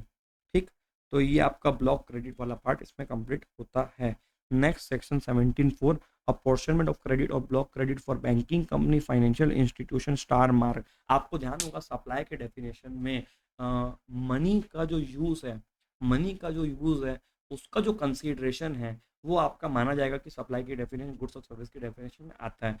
But GST में जो एग्जेम्पशन लिस्ट है वहां पे क्लियर है चीजें, दो टाइप की चीजें इन लोग करते हैं। पहला क्या, यूज ऑफ मनी का जो इंटरेस्ट होता है, यूज ऑफ मनी का इंटरेस्ट है, ये आपका एग्जेम्प्ट सप्लाई, जीएसटी नहीं लगता। तो बैंक वाले क्या करते हैं, बैंक वाले यही तो करते हैं, मेन बिजनेस क्या है, मेन रेवेन्यू बैंक वालों का इंटरेस्ट है। तो इन लोग जितनी भी चीजें परचेस कर रहे होंगे उसके आप आईटीसी की बात तो कर रहे हो, बट बैंकिंग कंपनी का मेन रेवेन्यू का सोर्स क्या है, ब्याज, दैट इज इंटरेस्ट। सो यहाँ पे गवर्नमेंट ने दो ऑप्शन दिए बैंकिंग कंपनी को कि भैया देखो, एक तो तुम लोग ना एग्जेम्प्टेड सप्लाई कर रहे हो तो तुम्हारा जीएसटी का लाइबिलिटी तो ऐसा आ नहीं रहा, ठीक है, तो जीएसटी का लाइबिलिटी नहीं आ रहा है, तो देयरफॉर आपको आईटीसी का यूज कुछ नहीं है, आप आईटीसी क्लेम ही मत करो वो वाले पोर्शन का। मतलब आप ट्रांजेक्शन बाय ट्रांजेक्शन हिसाब से चलो। बट बट आपके पास ऑप्शन नंबर 2 ये भी है कि अगर आपको ट्रांजैक्शन वाइज कैलकुलेट ना करना पड़े कि कौन सा वाला एलिजिबल है और कौन सा वाला इनएलिजिबल है, क्योंकि देखो आईटीसी सिर्फ उनको एलिजिबल है जो टैक्सेबल बिजनेस अप्लाई करते हो। अब अगर आप एग्जेम्प्ट बिजनेस अप्लाई करो तो उसको आईटीसी की जरूरत ही नहीं है, ठीक। तो देयरफॉर गवर्नमेंट ने बोला या तो आप ट्रांजैक्शन बाय ट्रांजैक्शन कैलकुलेट कर लो वन बाय वन, और या तो हम आपको एक शॉर्टकट रास्ता देते हैं। शॉर्टकट रास्ता ये रहेगा कि जो भी आपको आईटीसी आ रहा है, ठीक है, हर महीने उसका 50% आप एलिजिबल मान लो और 50% इनएलिजिबल मान लो। गवर्नमेंट यहाँ पे मोर देन कंसिडरेट हो गई है, मोर देन, जरूरत से ज्यादा कंसिडरेट हो गई, क्योंकि भैया भैया देखिएगा बैंकिंग कंपनी का मेजर रेवेन्यू बोल लो 80% या 70% भी बोल लोगे ना, तो वो इंटरेस्ट से आता है, और इंटरेस्ट एग्जेम्प्टेड सप्लाई हो गया तो वहां पे वैसे भी जीएसटी की लाइबिलिटी नहीं आती। बट स्टिल आपको 50% भी अगर आईटीसी लेने मिल जा रहा है, मोर देन जेन्युइन इनफ, ठीक है। तो ये दो ऑप्शन मिलते हैं इन लोग को। नेक्स्ट मजेदार देखिए, आप लोग के लिए मैंने बहुत ज्यादा मेहनत की है, blueberry cheese cake for apportionment of common credit. Common credit की बात क्यों आ रही है, आपको एक चीज बता दी गई है कि क्रेडिट सिर्फ आप उसका ले सकते हो उस टैक्स का जो कि इनपुट और इनपुट सर्विस और कैपिटल गुड्स में इन्वॉल्व है, तो जो कि आपके taxable business supply, taxable TBS, taxable business supply में इन्वॉल्व हो।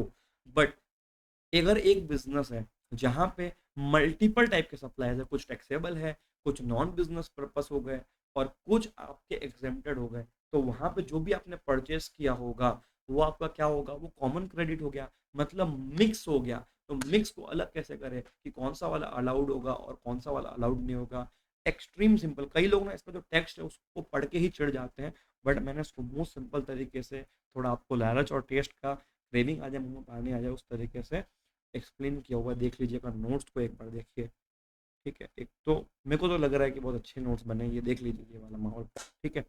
तो चलिए, सबसे पहले जो बड़ी केक है उसको बोल लीजिए कॉमन क्रेडिट। बड़ी वाली जो केक है that is common credit, that is T, ठीक है।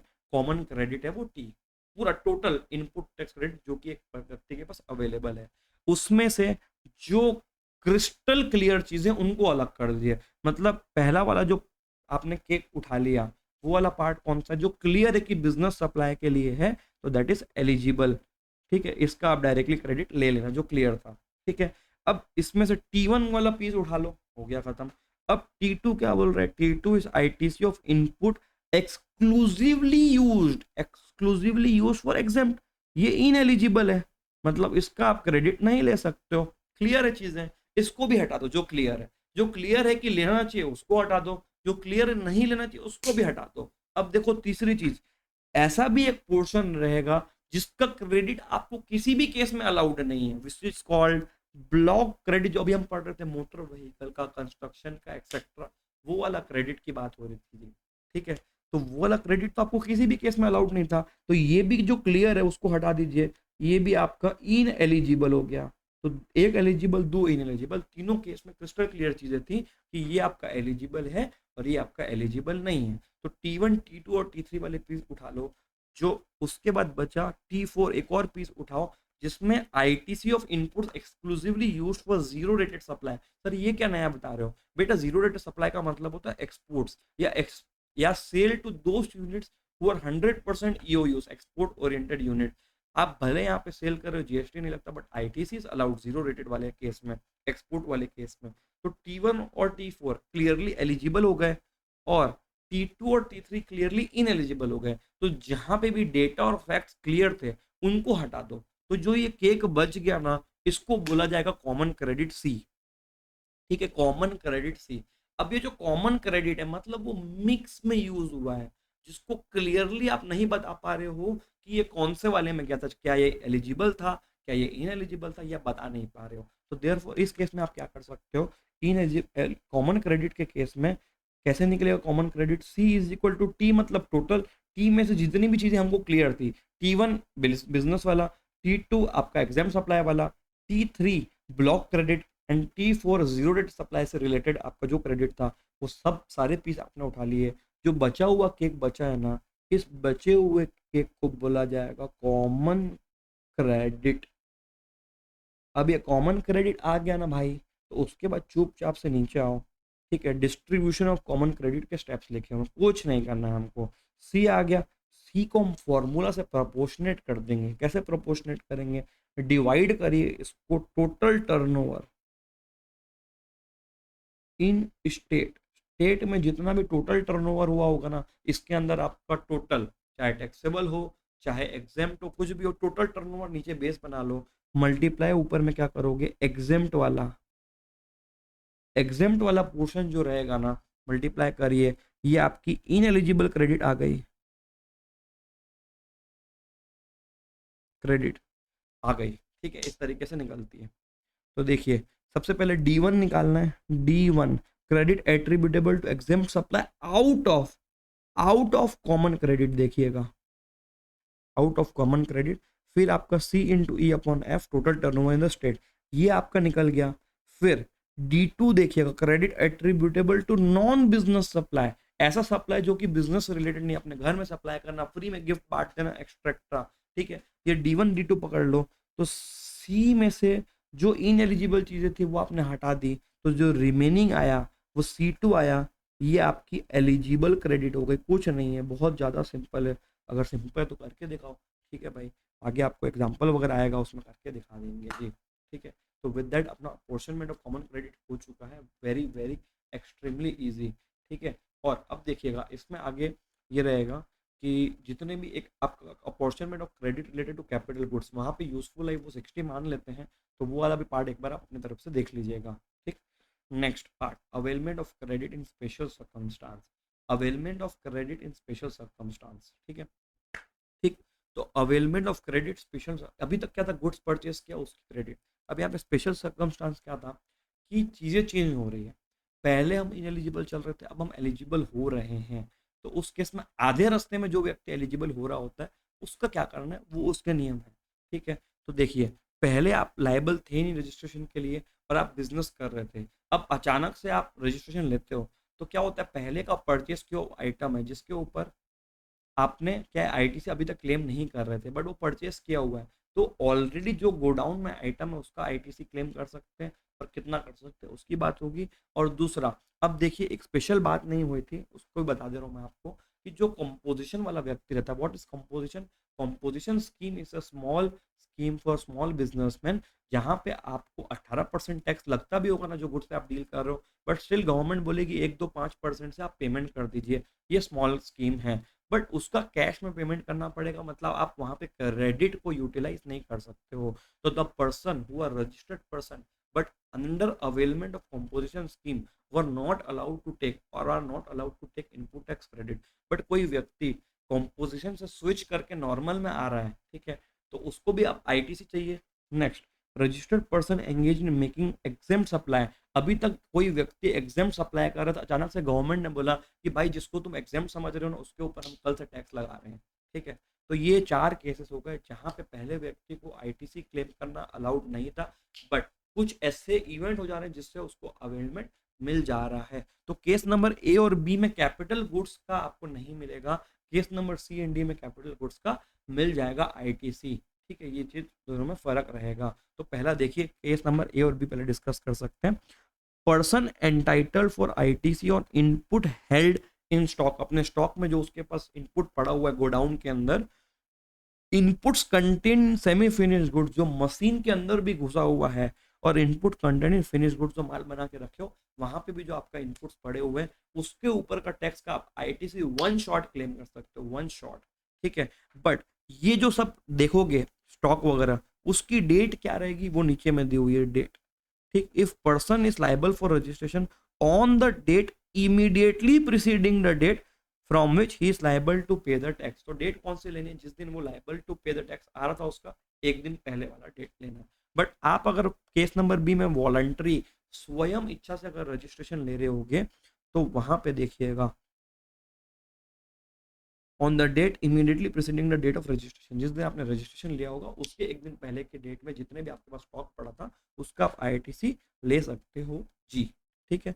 Important comment, if the person fail to apply for registration within 30 days, जब अपन रजिस्ट्रेशन का टॉपिक पढ़ेंगे तो वहां पे रिवाइज करेंगे कि जिस दिन आप लाइबल हो रहे हो उस लाइबिलिटी वाले दिन से आपको 30 दिन तक का समय मिलता है कि आप रजिस्ट्रेशन ले सकते हो। तो अगर आपने वो नहीं लिया होगा then he is not eligible to take ITC. तो आपकी लाइबिलिटी ये ध्यान रखिएगा भैया कि अगर आपने 30 डेज के अंदर अगर रजिस्ट्रेशन टाइम लिमिट में नहीं लिया आपको आईटीसी नहीं मिलेगा। ठीक, नेक्स्ट केस नंबर सी और डी डिस्कस कर लेते हैं। अब देखो इनपुट आपके स्टॉक वाले, सेमी फिनिश गुड्स वाले और एफजी वाले, ये तो आपको अलाउड रहेंगे, बट कैपिटल गुड्स भी यहाँ पे अलाउड हो रहा है। ए और बी केस में अलाउड नहीं था, फिक्स एसेट्स जो ऑलरेडी लिया हुआ है, नया नहीं खरीद रहे हो, पहले से रखा हुआ है। अब इसका कैलकुलेशन कैसे करना है, जो इनपुट टैक्स उस समय खरीदने के समय पे किए होगे वो प्लस हर क्वार्टर का 5% डिडक्ट करके कैलकुलेशन पे आइएगा, और यहाँ पे जो आंसर बचेगा इतना आप आईटीसी क्लेम कर सकते हो। ये आपका इंपॉर्टेंट एरिया, ध्यान दीजिएगा, this is your important area. ठीक है, नेक्स्ट, अब देखो डेट कौन से लेनी, अगर आप कंपोजिशन से नॉर्मल में जा रहे हो तो on the date immediately preceding the date from which person liable to tax under normal scheme, जिस दिन वो नॉर्मल स्कीम में जा रहा हो उसके एक दिन पहले, और एग्जेम्पशन टू टैक्सेबल में immediately preceding the date on which such supply becomes taxable, जिस दिन वो सप्लाई आपका टैक्सेबल हो रहा हो उसके एक दिन पहले वाला डेट। तो 1 डे बिफोर वाला तो क्राइटेरिया चारों केस में रहेगा, वो ध्यान दीजिएगा। इंपॉर्टेंट प्रोवाइजो, डिक्लेरेशन देना है जीएसटी आईटीसी के अंदर 30 डेज में, and if the aggregate claim अगर 2 लाख से ऊपर का रहेगा तो प्रैक्टिसिंग सीए या सीएमए से सर्टिफाई करवाना रहेगा आपको। ठीक है, 2 लाख के ऊपर। As per section 18 person is not entitled to take ITC if supply of input और capital goods is after expiry of 1 year from the date of tax invoice. Tax invoice से 1 साल का गैप हो जाएगा, वहां पे आप आईटीसी नहीं ले पाओगे, ऐसी इन्होंने कंडीशन लगाई गई है।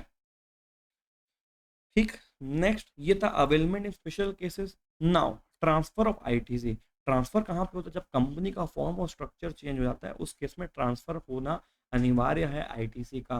ठीक है, और उसके लिए जजमेंटल भी हुआ कि भैया तुमने अगर कंपनी 2 कंपनी जोड़ दी के अमालगमेशन कर लिया, ये आपने एक बड़ी कंपनी का छोटा सा हिस्सा निकाल के डीमर्ज कर लिया, वो सारी चीजें की, आपने कंपनी को ट्रांसफर कर दिया। ठीक है, किसी को चलती रनिंग कंपनी जिसमें आईटीसी भी पड़ा है उसको भी ट्रांसफर कर रहे हो, वहां पे आप आईटीसी को भी ट्रांसफर कर सकते हो जी। ठीक है, तो वो सेक्शन 18(3) में वो पावर या बेनिफिट दिया हुआ है रजिस्टर्ड व्यक्ति को।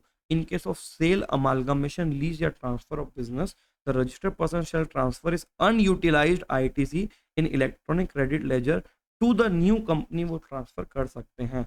और अगर डी मर्जर का केस हुआ, मतलब बड़ी कंपनी का हिस्सा निकाल के छोटी कंपनी, तो बड़ी वाली कंपनी एक रेशियो में उसको शिफ्ट कर रही होगी in the ratio of value of asset transfer to the merged unit. Value of asset means the value of the entire asset of the business whether or not ITC was availed, मतलब आप balance sheet, books वाली balance sheet के हिसाब से चीजों को ratio wise बांट दोगे डी मर्जर के केस में। ठीक है, condition, there is no specific rule of transfer of liability. ठीक है, मतलब खुला छोड़ा गया है। कंडीशन फॉर रूल 41, आईटीसी 2 भरना पड़ेगा, सीएससीएमए से वो कराना पड़ेगा, एक्सेप्टेंस फिर certification, acceptance of transfer credit by transfer on common portal. जो भी व्यक्ति ट्रांसफर कर रहा है, ठीक है, वो क्या करेगा, वो कॉमन पोर्टल पे ट्रांसफर का बटन दबाएगा। एक बटन होता है, वहां पे सामने वाले जो नई कंपनी है उसका जीएसटी नंबर डाल देते हैं और ट्रांसफर दबाते हैं, तो वहां से ट्रांसफर हो जाता है। Inputs and capital goods are duly accounted for in the books of account. नई जो कंपनी रहेगी उनके बुक्स में ये जो इनपुट्स और कैपिटल गुड्स है वो वहां पे शिफ्ट होने चाहिए। ठीक है, तो ये आपकी एक्स्ट्रा कंडीशन हो गई इनको लेके, बहुत ज्यादा इजी है, एक बार इसको बस पढ़ लीजिएगा। नेक्स्ट है रिवर्सल ऑफ क्रेडिट। सेक्शन 18 के अंदर तीसरा पार्ट आ रहा है रिवर्सल ऑफ क्रेडिट। जैसे जो शुरू के केस थे ना, वहां पे आप क्या हो रहे थे, इन एलिजिबल से एलिजिबल हो जा रहे थे। यहाँ पे वो वाला केस डिस्कस किया जाएगा जहाँ पे एलिजिबल से इन एलिजिबल हो जा रहे हो, तो आपके पास जो ऑलरेडी अवेल्ड आपने थाली भर के रखी थी, लेकिन बाद में आपका झगड़ा हो गया जिसके यहाँ गए थे, तो उसने बोला भाई देख झगड़ा तो हो गया है ना, थाली भर ले, तूने भर ली होगी, उसको वापस रख, बूफे में जाके वापस डाल के दूसरा खाएगा, तू नहीं खाएगा। ये वो वाली बात हो जा रही है। ठीक है, पहले आप पार्टी में इनवाइटेड थे और अचानक से पार्टी में आके आपने ऐसी कुछ हरकत कर दी, उनको किसी को छेड़ दिया या कुछ और कर दिया या उससे झगड़ा कर लिया, तो आप क्या होगा, इन एलिजिबल हो गए। तो थाली भर भी ली होगी ना खाने की, तो भी खा नहीं पाओगे शांति से, चुपचाप जाके वापस रख देना, और अगर नहीं रखोगे तो लड़ाई हो जाएगी आपकी वैसे ही गवर्नमेंट के साथ। ठीक है, तो यहाँ पे इन एलिजिबल हो जा रहे हो आप। ठीक है, तो नॉर्मल से कंपोजिशन में स्विच कर रहे हो, आपका टैक्सेबल सप्लाई एग्जेम्प्ट हो जा रहा है, या तो रजिस्ट्रेशन ही कैंसिल हो जा रहा है। ठीक है, amount to be reverse is equivalent to ITC on input as such held in stock. जितना आपके पास इनपुट पड़ा हुआ है, स्टॉक पड़ा हुआ है, सेमी फिनिश गुड्स पड़ा हुआ है, फिनिश गुड्स पड़ा हुआ है, कैपिटल गुड्स को प्रोराटा बेसिस पे, मतलब प्रोपोर्शनल बेसिस पे रिवर्स किया जाएगा। यूजफुल लाइफ 5 साल मान के। ठीक है, जब क्लेम कर रहे हैं ना सीओडी केस में ऊपर, वहाँ पे देखिएगा 5% काट-काट के लेके आया था। यहाँ पे यूज़फुल लाइफ 5 इयर्स मतलब divided by 60 month into remaining month करके इसको रिवर्स करना पड़ेगा। अवेलमेंट के समय अलग था, 5-5% काटना है और यहाँ पे रिवर्सल के समय अलग नियम है। गवर्नमेंट ने भेदभाव किया हुआ है। ठीक है जी, कोई दिक्कत नहीं। तो बाजू में देखिए illustration, suppose an asset is used for 4 years and 3 months and 15 days, therefore remaining useful life कितनी बची? 8 मंथ्स बची, ठीक है? 8 मंथ्स बची है इस केस में, ठीक? क्योंकि 4 और 4 मंथ्स, 3 मंथ्स कंप्लीट हो गए, 15 दिन को पार्ट ऑफ मंथ को पूरा मंथ मान के 4 मंथ मान लिया जा रहा है, तो 8 महीना बची। तो आप क्या करोगे? जो आपकी क्रेडिट वहाँ पे बची हुई थी इंटू 8/60 कर लोगे, उतना आपको रिवर्सल करना पड़ेगा। Again reversal of input shall be determined in corresponding invoice भी देखे जाएंगे। Invoice if invoice not available तो prevailing market price of input के हिसाब से उसको रिवर्स कराया जाएगा, अगर डिपार्टमेंट खुद कराएगा तो। Reversal of ITC shall be calculated separately for CGST, SGST and IGST.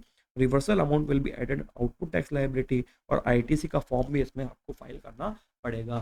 देख रहे हो जीएसटी के कितने नियम आते हैं छोटी छोटी चीज़ों को लेके, और आप एकदम सस्ते में मत सोचिएगा कि मैं प्रैक्टिस कर लूंगा। जीएसटी की भी करोगे तो 500,000 वाली प्रैक्टिस मत करिएगा, कम से कम मतलब अच्छी जेन्युइन फीस लीजिएगा जितना आप पढ़ रहे हो, ठीक है? अमाउंट मैं नहीं बताऊंगा आपको, वो सब बाद में प्राइवेटली डिस्कस करेंगे। बट जब भी आप प्रोफेशनल बन जाओ, हल्की प्रैक्टिस मत करिएगा मार्केट तोड़ने के हिसाब से। आप मार्केट को नहीं तोड़ रहे, आप अपने आप को तोड़ रहे हो, क्योंकि जिसको अपनी वर्थ पता होती है ना वो अपना पैसा और रेवेन्यू निकाल लेगा। आप अपनी एफएससी करा रहे होगे, ठीक है? तो इतना मेहनत, इतने फॉर्म्स याद रख रहे हो, कंप्लाई करना ये आपकी जवाबदारी है, तो फिर प्रोफेशनल फीस भी उस हिसाब से लीजिएगा, ठीक है? ठीक है, next, reversal of credit on supply of capital goods and plant and machinery on which ITC has been taken. शुरू में अपन क्या पढ़े थे? एक जो शेड्यूल था जहां पे विदाउट कंसिडरेशन में सप्लाई माना जाएगा, उसमें एक ऐसी बात थी कि अगर आपने कैपिटल गुड्स का बिजनेस एसेट्स का ट्रांसफर कर दिया या डिस्पोज कर दिया, चाहे कंसिडरेशन नहीं भी वहां पे लिया होगा, तो भी उसको सप्लाई मान के उसके ऊपर गवर्नमेंट जीएसटी लेगी। उसका देखो रिवर्सल कैसे होगा। वहां पे एक तो जीएसटी लगेगा उसके सप्लाई पे, और उसी वाली जो कैपिटल गुड्स है जहाँ पे आईटीसी आपने पहले लिया था उसको रिवर्स करना पड़ेगा। यहाँ पे देखिए, payment is equal to ITC minus 5% per quarter, पर क्वार्टर और पार्ट देयर ऑफ। सिमिलर होगा जैसे अभी अपन ने पढ़ा था ना, 5% माइनस करना पर क्वार्टर का। और GST on transaction value of sale, जो आपने कैपिटल गुड्स या प्लांट मशीनरी को सेल कर दिया उसकी बात हो रही है, उसका जीएसटी दोनों में से जो भी हायर वाला अमाउंट रहेगा उतना आपको रिवर्सल करना पड़ेगा, ठीक है? In case of refractionary bricks, molds, dies, jigs, and fixtures supplied as a scrap, then person may pay tax on transaction value instead of two option above। सारी चीजें ऑप्शनल है, बट आपको वहां पे रिवर्सल करना पड़ेगा। अब देखो यार, यहाँ पे इतने सारे केसेस है, बट इंस्टीट्यूट ने वाइड वेराइटी ऑफ क्वेश्चन अभी तक पूछ के नहीं रखे हुए, बहुत स्कोप बचा हुआ पूछने का, ध्यान से पढ़िएगा चीजों को, ठीक है? नेक्स्ट, अब बात करते हैं सेक्शन 20 इनपुट सर्विस डिस्ट्रीब्यूटर। बहुत इंपॉर्टेंट अच्छा सा केस है इनपुट, और बहुत शॉर्ट सेक्शन 20। अब ये केस क्या बोलता है? इनपुट सर्विस डिस्ट्रीब्यूटर एक ऐसा व्यक्ति, ठीक है, जिसका सेपरेट रजिस्ट्रेशन होता है।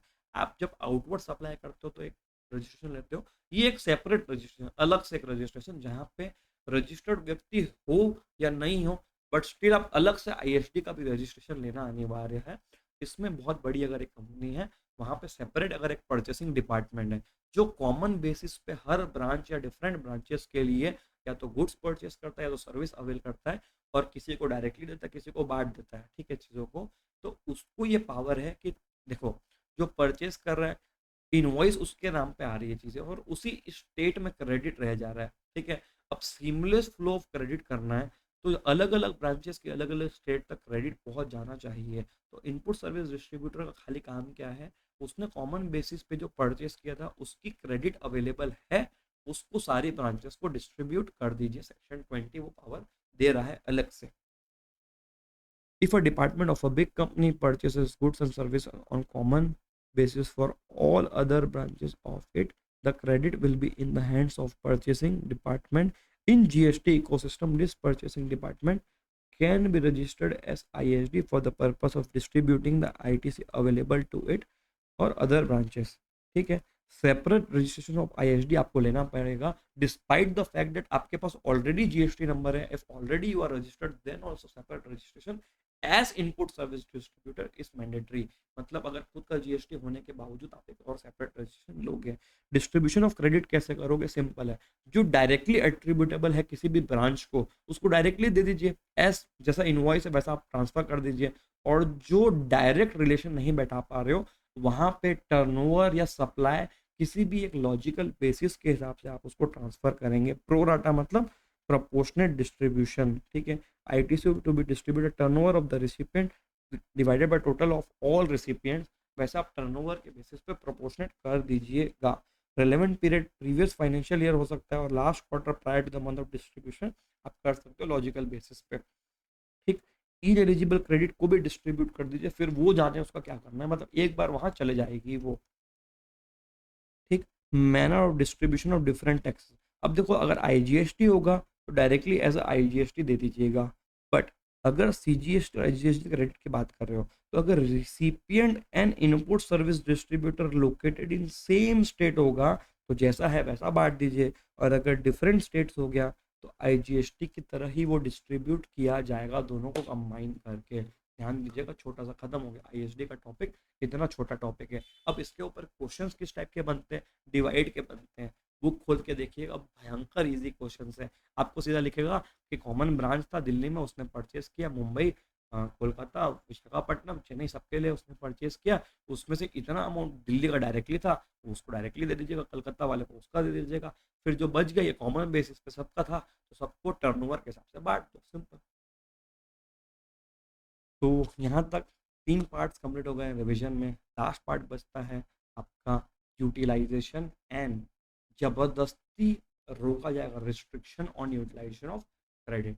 चलिए वापस से अभी तक का पूरा रिवाइज कर लीजिए, एक बार पानी पी लीजिए, छोटा सा ब्रेक ले लीजिए और 2 मिनट का, लेकिन ठीक है वापस से ले लीजिए और जो क्वेश्चंस है उसको एक बार देख लीजिए, फिर इस पार्ट तक मूव करिएगा। 2 मिनट का ब्रेक आप लीजिए। चलिए रिवीजन के लास्ट तक पहुंचने आ गए। यहाँ पे अपन बात करेंगे how the ITC is utilize, section 49 for payment of tax interest and penalty, और उसके कुछ रिस्ट्रिक्शंस की बात करेंगे इस टॉपिक के अंदर। अब देखिए सेक्शन 49 ये बोलता है कि जो इंटरेस्ट और पेनाल्टी है, जो आपके ऊपर आपने कुछ मस्ती की होगी, आपने डिले किया होगा, वो सब आपने किया होगा, ये इंटरेस्ट और पेनाल्टी मैंडेटरी आपको कैश बेसिस पे करना है। टू पे interest and penalty you can not use the ITC balance in the credit ledger, मतलब आईटीसी सिर्फ और सिर्फ टैक्स के लिए यूज किया जा सकता है, पहला ये दिमाग में डाल दीजिए।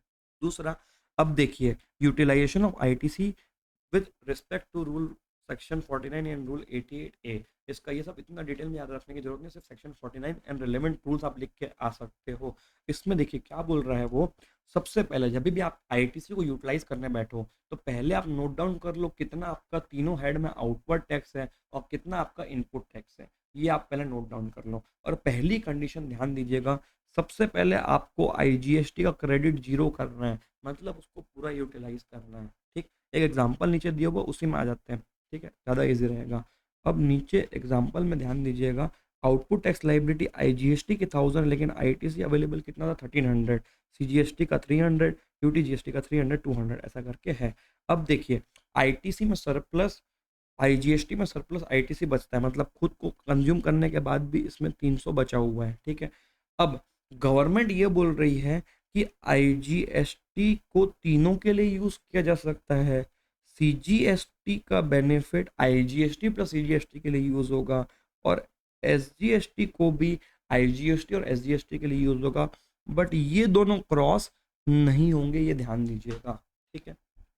सो नाउ बट वो ये बोल रहे हैं कि इन दोनों का क्रेडिट यूज करने के पहले फर्स्ट यू शुड एंश्योर कि IGST should be zero, credit जो है आईजीएसटी का जीरो हो जाए, मतलब गवर्नमेंट आपको क्लियरली ये बोलना चाह रही है कि आईजीएसटी का क्रेडिट पहले पूरा यूटिलाइज कर दीजिएगा, फिर आप सीजीएसटी और एसजीएसटी का क्रेडिट यूज कर सकते हो। तो अब देखिएगा यहाँ पे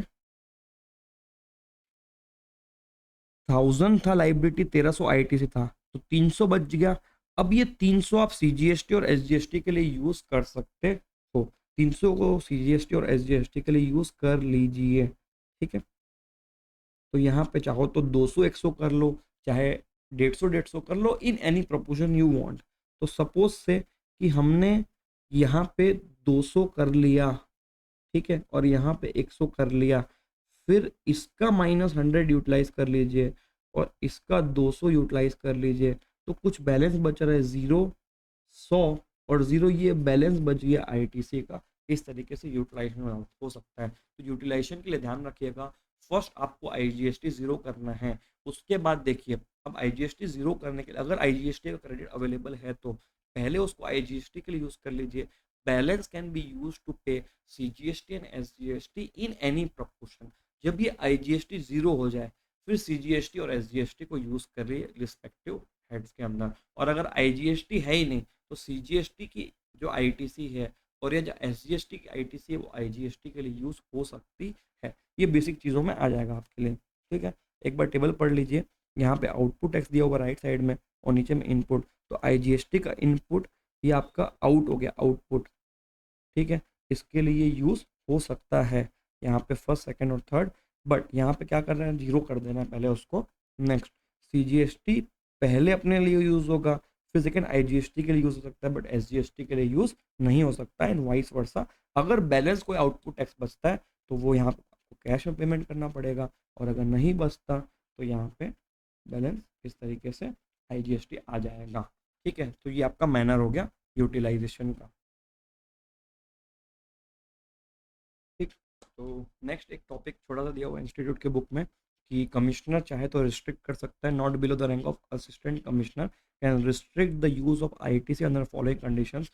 अगर उसको लगता है कि आईटीसी अवेल किया जा रहा है on the basis of invoice या valid document issued by non existent person, ऐसा व्यक्ति जो एग्जिस्ट ही नहीं करता या जो सिर्फ फाइलों में एग्जिस्ट करता है, या तो वो बिजनेस नहीं करता है, बस ऐसे ही वो क्रेडिट के लिए बोगस लोग बोगस बिल्स के थ्रू कर रहे हैं विदाउट रिसीट ऑफ गुड्स और सर्विसेज, या tax was not paid to government on this goods और सर्विसेज। अगर ये 3 कंडीशन उसको लगती है तो वो उसको रोक सकता है। Person taking credit is non existent person, या तो खुद लेने वाला व्यक्ति नॉट कंडक्टिंग बिजनेस है, या तो वो not in position of tax invoice या वैलिड डॉक्यूमेंट, मतलब वो कंडीशंस को सेटिस्फाई नहीं कर रहा है, स्टिल सामने वाला व्यक्ति आईटीसी अवेल कर रहा होगा, तो असिस्टेंट कमिश्नर या उसके ऊपर के जो भी लोग हैं वो ऑर्डर कर सकते हैं और ब्लॉक कर सकते हैं आईटीसी का यूसेज किसी भी व्यक्ति के लिए, ठीक है।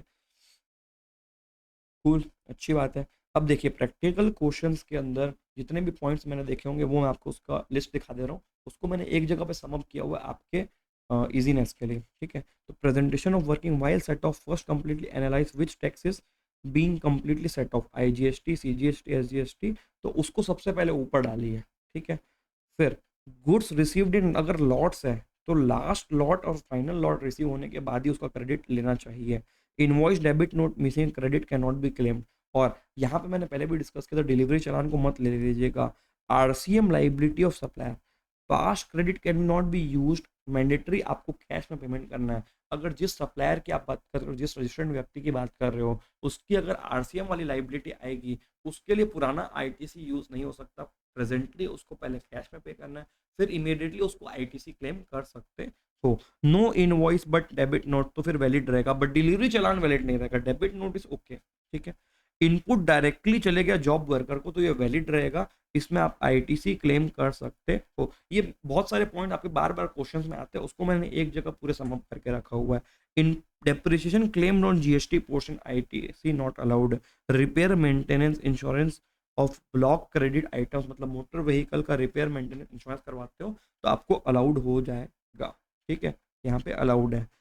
इफ इनपुट्स वर डिस्ट्रॉयड और स्टोलन डिस्ट्रीब्यूटेड एज सैंपल, इसमें भावुक मत होइएगा, आईटीसी अलाउड नहीं होगा। अगर डिस्ट्रॉयड हो गया तो भी वो आप इंश्योरेंस कंपनी से क्लेम मारिए अपना नुकसान, जीएसटी वाले नहीं भरेंगे। Some percent of input procured is sold and some part is unsold, फिर भी आईटीसी कंप्लीटली अलाउड है, ठीक है। कई बार इंस्टीट्यूट कंफ्यूज करती है कि हमने 1 टन माल मंगवाया था, 20% अनसोल्ड बचा हुआ है, तो बताओ आईटीसी मिलेगा? हाँ जी, आईटीसी मिलेगा। Construction of pipeline laid outside the factory premises not covered under definition of plant and machinery, ITC not allowed. लेकिन अगर फैक्ट्री प्रीमाइस के अंदर रहेगी पाइपलाइन तो उस पर आईटीसी अलाउड है। नेक्स्ट गजब का एक रिस्ट्रिक्शन है, रिस्ट्रिक्शन 86B में आ रहा है, कमिश्नर वाला 86A में था, ये जो कमिश्नर वाला पार्ट था ना वो रूल 86A में था, नेक्स्ट 86B, ठीक है।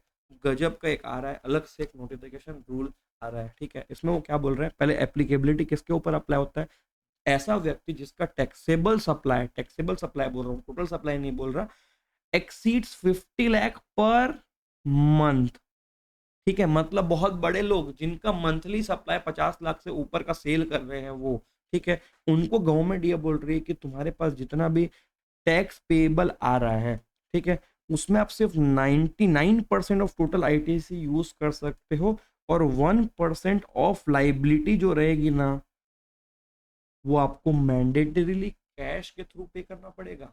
लाइबिलिटी का 99% आप आईटीसी से पे कर सकते हो, 1% of the liability has to be mandatorily used through the payment of electronic cash ledger. किसके ऊपर अप्लाई होता है? अप्लाइड ऑन दोज पर्सन जो मंथली टैक्सेबल सप्लाई 50 लाख से ऊपर का कर रहे हैं, उसमें 1% वाला मैंडेटरी कैश पेमेंट का क्राइटेरिया रहेगा। आईटीसी 99% तक यूज हो सकता है। अब देखो इसमें एग्जेम्प्टेड पार्टीज कौन सी? इस रूल से एग्जेम्प्टेड गवर्नमेंट स्वयं, हम पे लागू नहीं होता, हम तो भी करोड़ों का ट्रांजैक्शन करते हैं महीने में।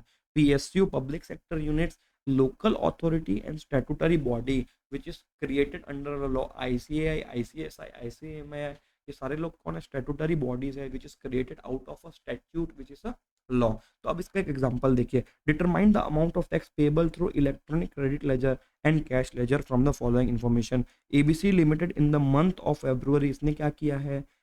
1,25,00,000, मतलब 50 से एक्सीड करेगा, बट इसके अंदर जीरो डेटेड एग्जाम सप्लाई भी शामिल है। अब देखिए total amount of input tax credit as per books कितना है? 25 लाख, लेकिन इनपुट टैक्स क्रेडिट जो 2B में दिख रहा है वो 22 लाख है। मतलब 22 लाख वाला जो पोर्शन है, ठीक है, 22 लाख वाला जो पोर्शन है वो आपका ऐसा पोर्शन है जिसका सप्लायर ने डिटेल्स फर्निश कर दिया, तो 22 लाख पूरा क्लेम कर सकते हो, प्लस 22 लाख का 5%,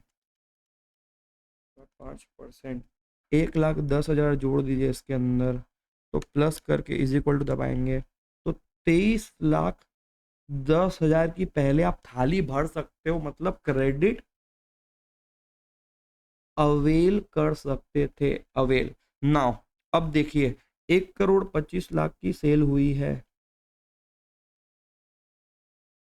excluding zero rated exempt supply, मतलब ये टैक्सेबल वाला पार्ट है। इसके ऊपर लाइबिलिटी कितनी बन रही है? लाइबिलिटी इंटू 18%,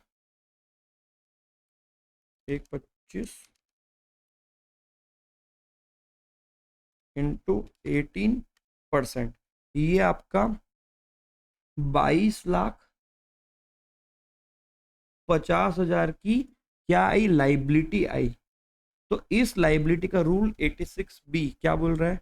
यहाँ पे ऊपर देखिएगा, रूल 86B ये बोल रहा है लाइबिलिटी का 99% अलग कर लो, 1% अलग कर लो, ठीक है।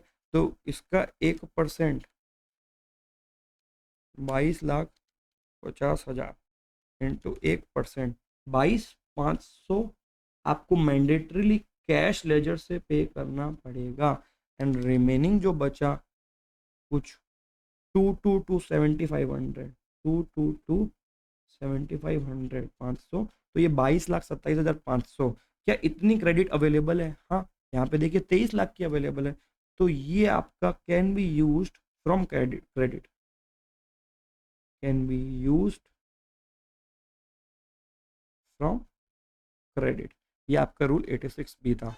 तो विद दैट आई होप आपको आईटीसी बेहतरीन तरीके से रिवाइज हुआ होगा इस पूरे टॉपिक, क्योंकि मोस्ट इंपॉर्टेंट मैंने रिसर्च और मेहनत और नोट्स बहुत ज़्यादा टाइम लगाया इसके ऊपर। तो होपफुली आपको पसंद आया होगा। अगर आपको ये चीज़ें पसंद आ रही तो प्लीज़ ये एटलीस्ट ये वाला वीडियो आप अपने हर दोस्तों से शेयर करिए जिनको नीड हो। तो जो आपको जान खा रहा हो उसकी भी हेल्प हो जाएगी, आपकी भी हेल्प हो जाएगी, और कहीं ना कहीं उसमें मेरी भी हेल्प हो जाएगी। तो इसमें भयंकर मेहनत हुई है, होपफुली आपको दिख भी रही हो, मज़ा आ रहा हो। कुछ भी इंटरेक्शन रिक्वायर्ड हो, कहीं पे भी कोई भी डाउट आ रहा है, कोई भी पोस्ट में डिस्कशन रिक्वायर्ड है, कृपया करके कमेंट में डालिए ज़रूर से, ठीक है। कमेंट्स में चलिए इंटरेक्ट करते 2 सेकंड लगता है, आलस मत करिएगा इन चीज़ों के ऊपर। नोट्स भी बेहतरीन थे और होपफुली आपको चीज़ें रिविजन प्रॉपर से हुआ होगा। बस ध्यान ये देना है कि ये जो डेट से 1.25 घंटे का रिविजन है, ठीक है, इस वीडियो के थ्रू आपको रिवाइज करके इमीडिएटली क्वेश्चंस पे दिमाग लगाना है, प्लस खुद के नोट से भी एक बार गॉन थ्रू कर लोगे ना, तो टोटल मेरे को लगता है कि 2 से 2.25 घंटे या वन शॉट 2.5 घंटे में आपका पूरा ITC with all conceptual clarity and all the provisions in mind आपको याद हो जाएगा। With that I am signing off for today. फिर अपन नेक्स्ट वीडियोस में मिलेंगे, पूरा अपन कस्टम तक पूरा रिवाइज करेंगे। चलिए, bye everyone, take care, have a nice day. और कोई भी फीडबैक रहेगा वीडियो से रिलेटेड प्लीज़ आप नीचे कमेंट में डालिए, सो दैट उसका इंप्रूवमेंट अगले वीडियो से आपको इमीडिएटली दिखना चालू हो जाएगा। तो with that bye everyone, enjoy the day. और हाँ, संडे को थोड़ा सा शाम को 1 आध घंटा थोड़ा एंजॉय करने का मन कर थोड़ा सा कर लीजिएगा, बट ज़्यादा इधर उधर मत होइएगा। With that everyone, have a nice day. मिलते हैं।